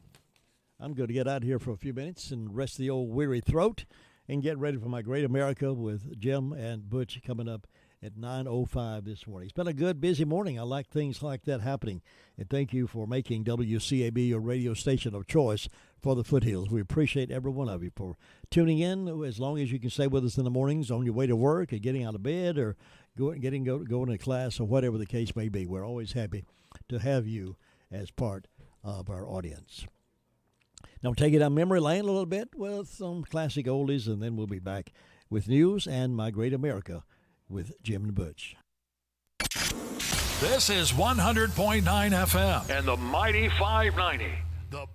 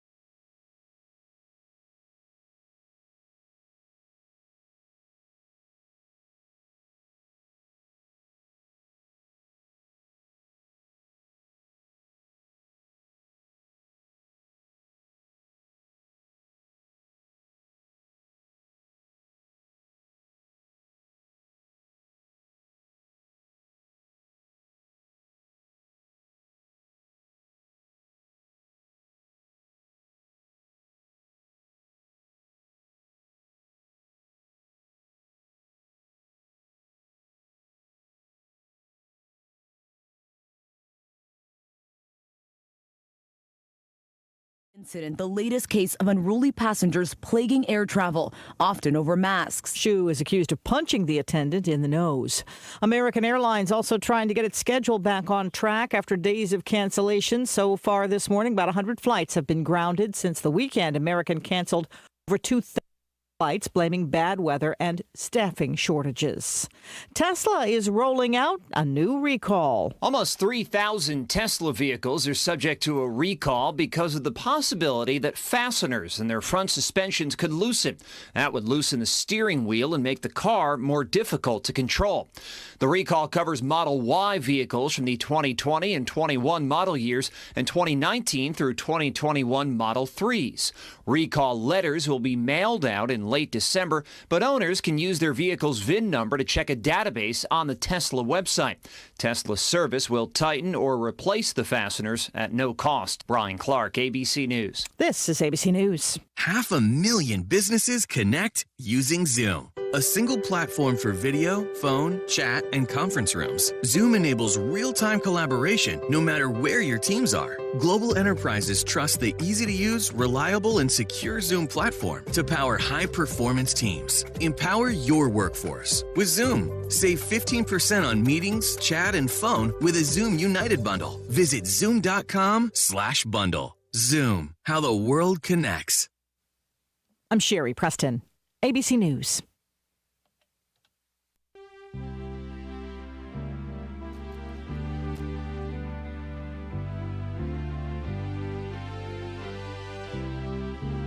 It's time now for My Great America with Jim and Butch, a conversation about positive things about this great country. And now here are Jim and Butch. Good morning, Butch, and welcome back to the Blue Room. It is so great to be here, Jim. I miss you when I'm gone. I miss WCAB and the Packers. Not a football team. The Packers are showing up today, my mother's place, and tomorrow the movers show up. The cleaners come the next day, and she'll be on her way to Lancaster, Pennsylvania. And so for everybody that is indulged with really my important commitment to just try to help her along the way, I'm grateful for that. But it's good to be back here, good to be back talking about positive, encouraging, uplifting, biblical things. And Jim, one of the things that is just exciting, it seems, and I remember how small town friendly we are when I came back, and the Daily Courier this morning has got this huge headline, Chick-fil-A set to open November 11th. That's big news. That's been the conversation piece for 2 or 3 years now. When is Chick-fil-A coming? When is Chick-fil-A coming? And you know what? I'll confess this. It's sure a whole lot more exciting, and it seems prudent and productive to talk about this and have the next Merck or Pfizer update on the COVID vaccines. So we're not going to go there, though, because I know the temptation will be to slide down that slippery slope, and we don't want to do that. But, in the spirit of that, I wanted to remind people, it's an interesting little fact. Years ago, when I was at CBN working for Pat Robertson, I've mentioned this before, I would have the opportunity with guests of the 700 Club to often go to lunch with them. And Drew Cathy was one of those people. I remember this, it was back in 1989, so it was some years ago. And the humility, but actually just the profundity, the profound things that he would say was really incredible. I mean, I remember to this day, he was a diminutive, kind of smaller man, but he was certainly powerful in his ethics, his morality, his commitment to forge an enterprise that really is so distinguished. And so in the spirit and honor of them opening on November 11th with so many people, I know could be Connie Davies at our church, Word of Faith Fellowship. There are a lot of folks there that cannot wait to patronize them. But there's a story behind every story. And with your permission, I thought it might be interesting to go through quickly 25 interesting facts about Chick-fil-A. I'd love to hear it. And so for anybody, and you know what, if you're a student, the students are going to be in school right now, but this would have been the kind of thing I would have written a paper about. I would have, back in grade school, tried to figure out who the owner-operator was, get an interview with them, and write a paper and come up with something like this. So I just thought it might be interesting. So here are 25 interesting facts you should know about Chick-fil-A. So fact number 1. Before Chick-fil-A, the precursor to that, it was actually a restaurant called the Dwarf House. The Dwarf House. They didn't get their catchy name right away. It was called the Dwarf House, and founder Truett Cathy opened it in 1946 in Hapeville, Georgia. Now, the Dwarf House's menu focused almost exclusively on hamburgers and steaks. So that was the starting point. There are still 12 Dwarf House restaurants across the United States. 2, it was officially founded in 1967. After a lot of success with the Dwarf House, Cathy opened the first ever Chick-fil-A in Atlanta in 1967. 3, Chick-fil-A's founder popularized the chicken sandwich. You know, after the hamburger came into the chicken sandwich, and Cathy is probably credited by most in creating a widespread popularity in chicken sandwiches. While he was at the Dwarf House in 1964, he was approached, Jim, by a local poultry supplier who'd produced too many chicken breasts. And so what he did is he came up with a fast food cooking method to offer his lunch patrons a new option, the chicken sandwich. So Chick-fil-A actually was there at ground zero and kind of the fountainhead of what has now become wars among most of the franchises, different brands, when it comes to chicken. Number 4, real quickly, the A in Chick-fil-A has a meaning. The A at the end has a meaning, and it's not just a play on the word filet. It also means grade A. Yes. 5, all Chick-fil-A restaurants, of course, are closed on Sunday. And according to the Chick-fil-A website, after Cathy's experience working in restaurants that were open 24 hours a day and 7 days a week, Jim, he understood the importance of time off. And for those of us who are followers of Jesus, we understand the biblical principle of the Sabbath, as did he. And so the website for Chick-fil-A says, Cathy set aside 1 day of the week for himself and his employees to rest and worship if they choose.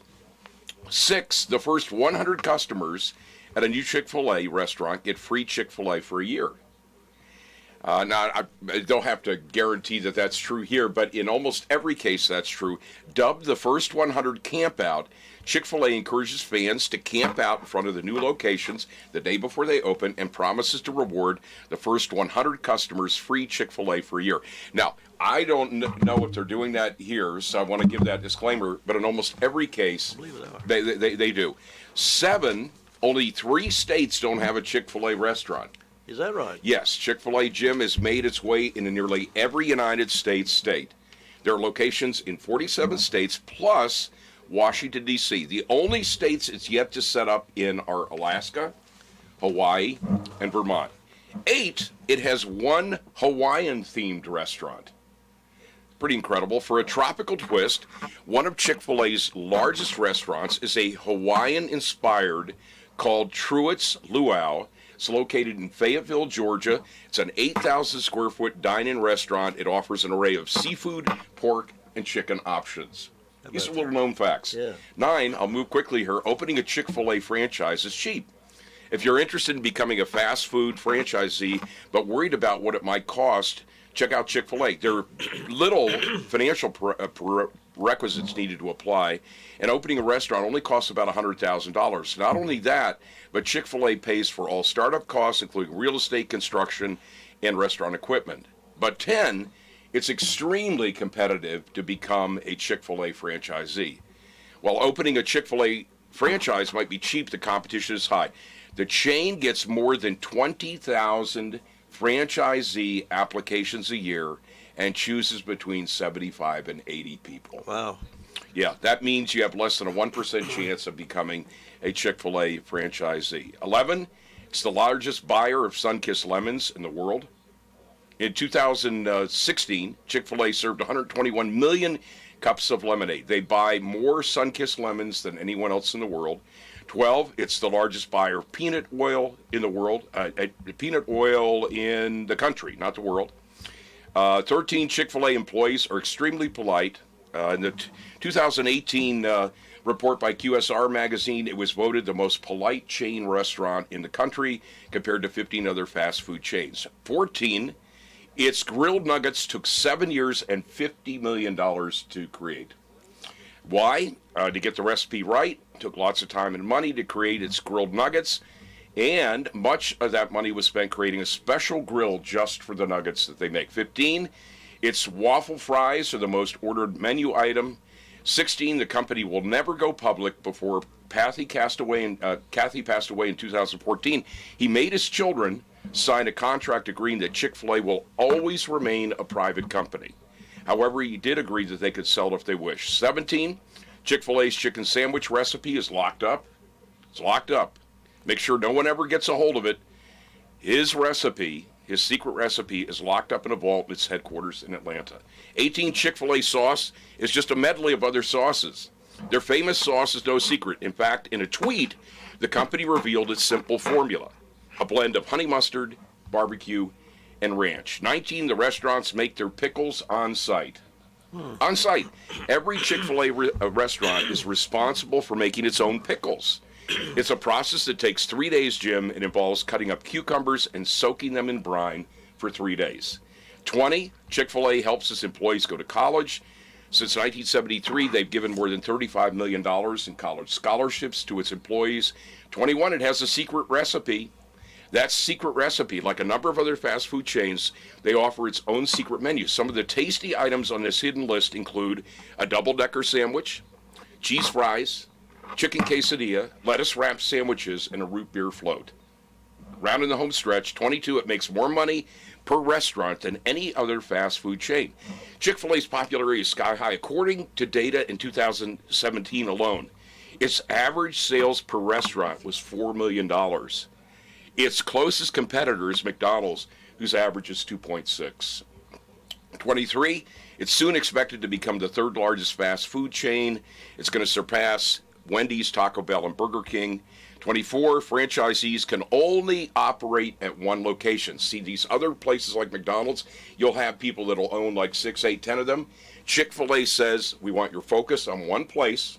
You can only ever own one, which is great because it really reinforces, get to know your town and go deep.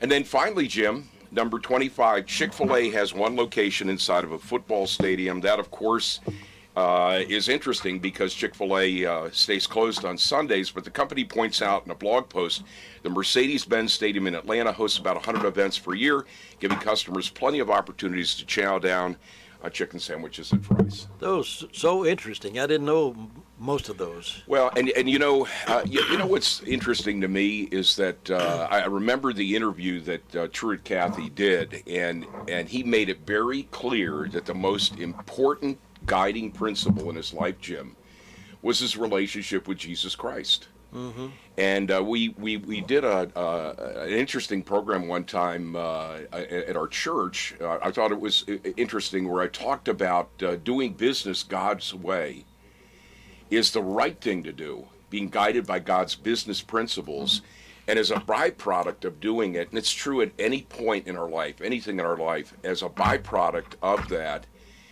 you're productive, you're profitable. When we organize our life, and I'm learning this. I'm learning this every single day. I'm learning the areas that need to change in my life when it comes to this arena.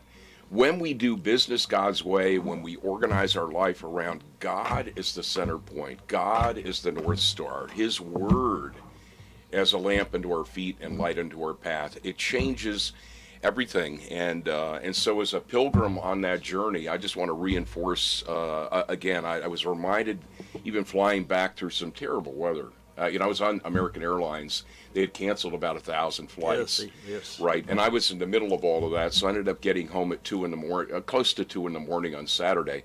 But in the midst of all of the turmoils and the struggles of life, this is Butch speaking to Butch about things that God's putting on my heart. If we can keep going back to do it God's way, hear His voice, do His will.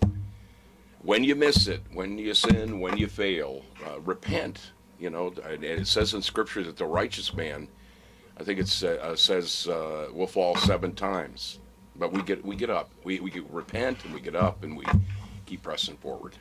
And Mr. Cathy, he's a prime example of how it should be done as business people. We don't have to deny our Christian teachings. We don't have to deny our principles to have a successful business. He's proven the fact.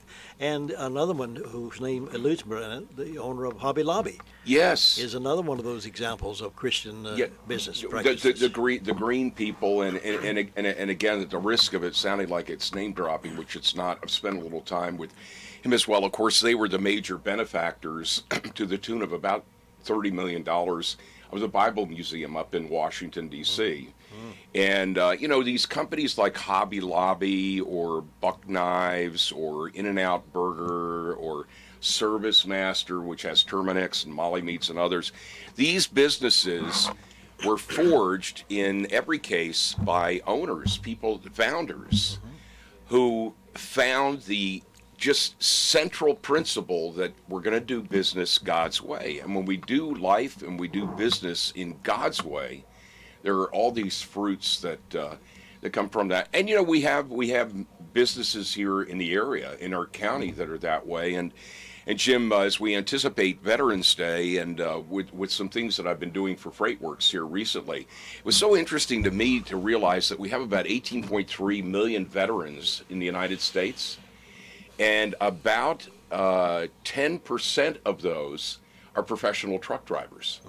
Yeah, and so a lot of the folks that you see on those 18-wheelers that are going down the road, one out of 10 according to the data, are folks that were veterans, military veterans, served our country, and now they're serving the supply chain, which there's been so many news stories about.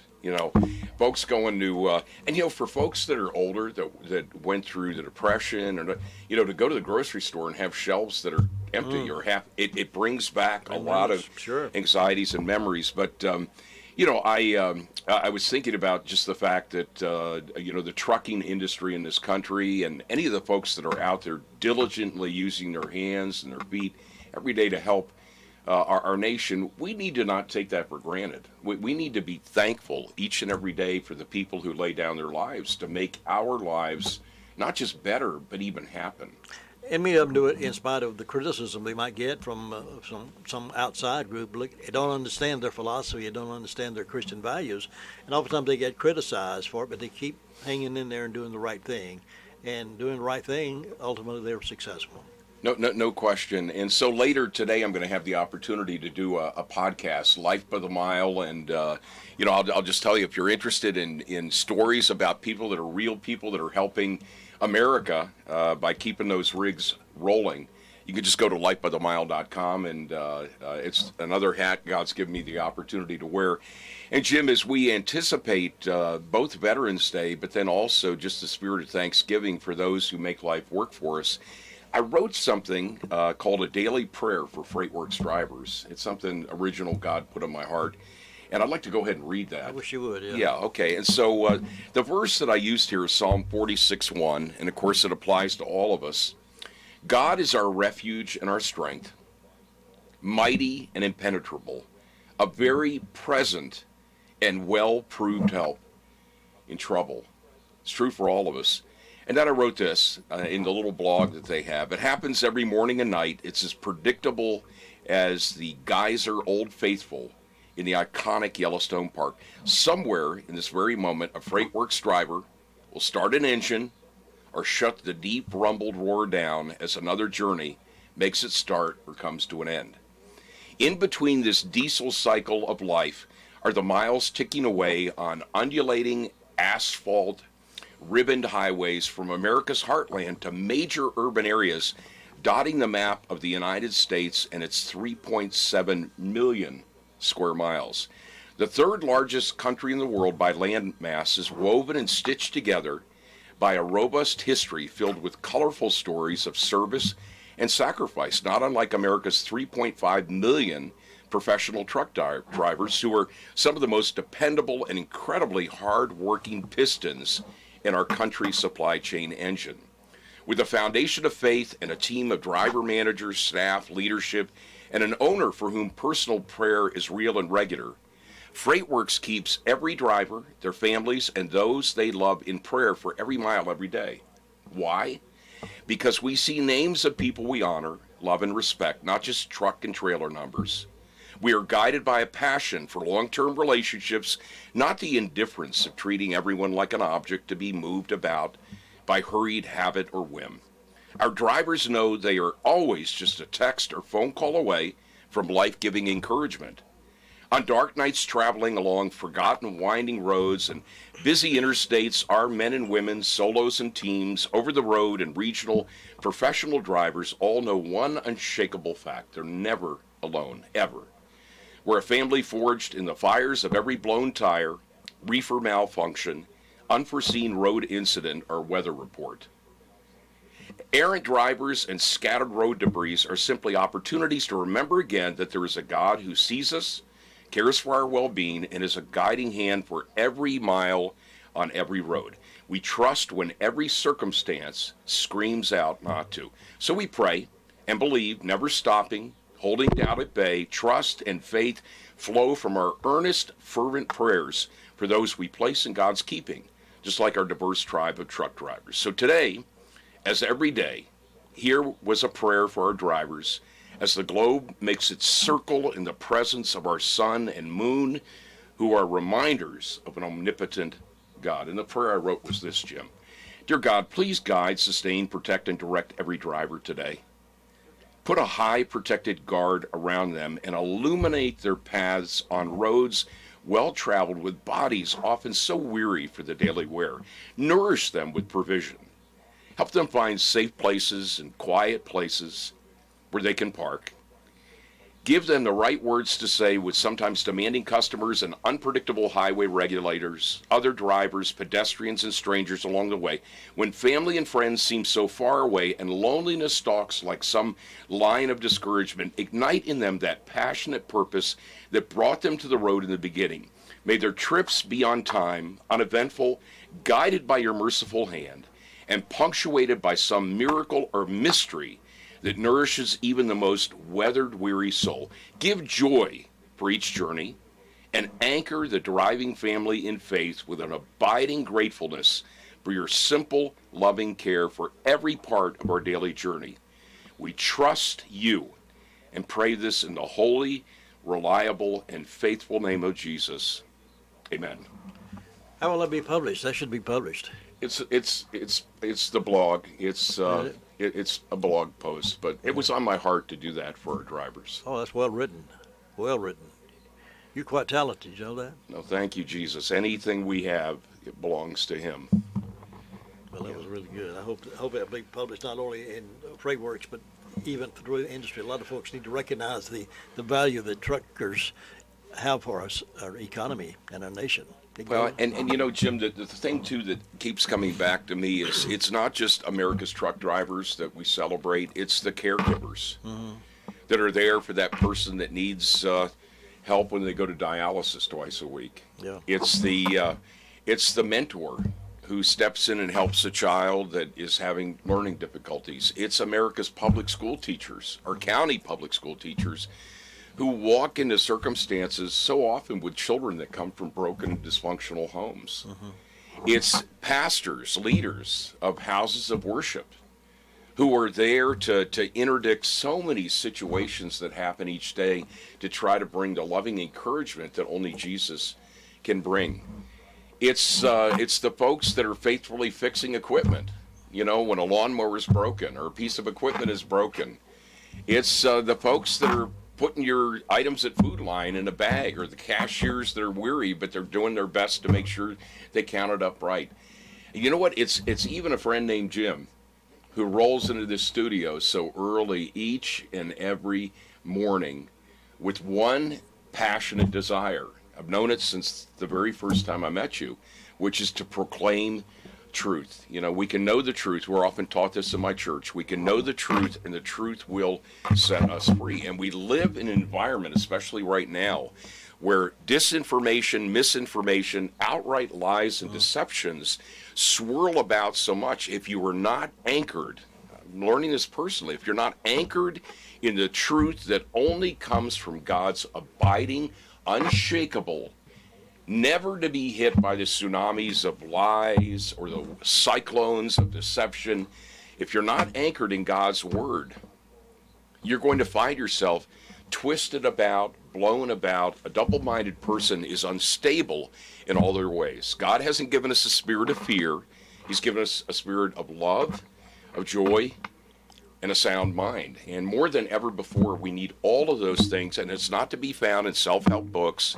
It's not to be found in 12-step meetings. It's not to be found in sort of errant theology. It's to be found in the simple fact that the living God sent a son to reconcile a broken world in a relationship with Him and create a family. And the family God is creating is only going to have those people who understand the centrality of His Word, the power of His promise, and the commitment to live holy, disciplined, obedient lives every day.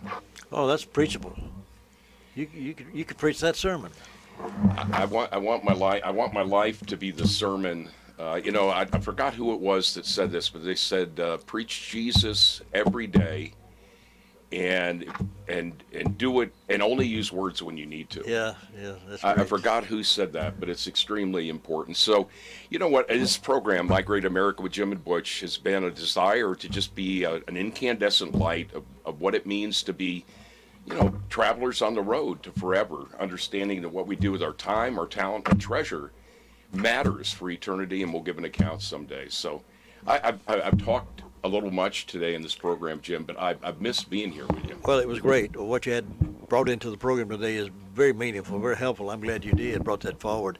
And in spite of the fact that there are so many distractions out there, so much darkness, we still have that light we can look at and look toward that light and not be thrown by the wayside. We still struck forward. That's one good thing about our great America, because we have that history, we have that future under God we trust. Exactly. And so today, if you're finding yourself weary and worn and weathered, just remember, it's so important. Put one step in front of the other, and remember the principle of John 5:30.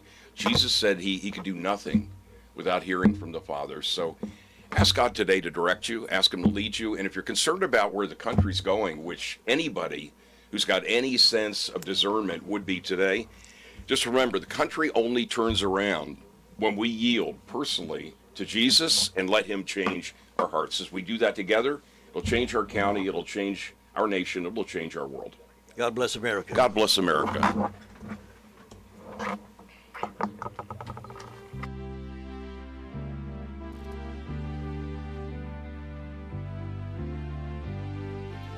Thank you for joining us for My Great America with Jim and Butch. Join us each Tuesday and Thursday morning at 9:05 for this enlightening program on 100.9 FM and 590 AM. It's My Great America with Jim and Butch.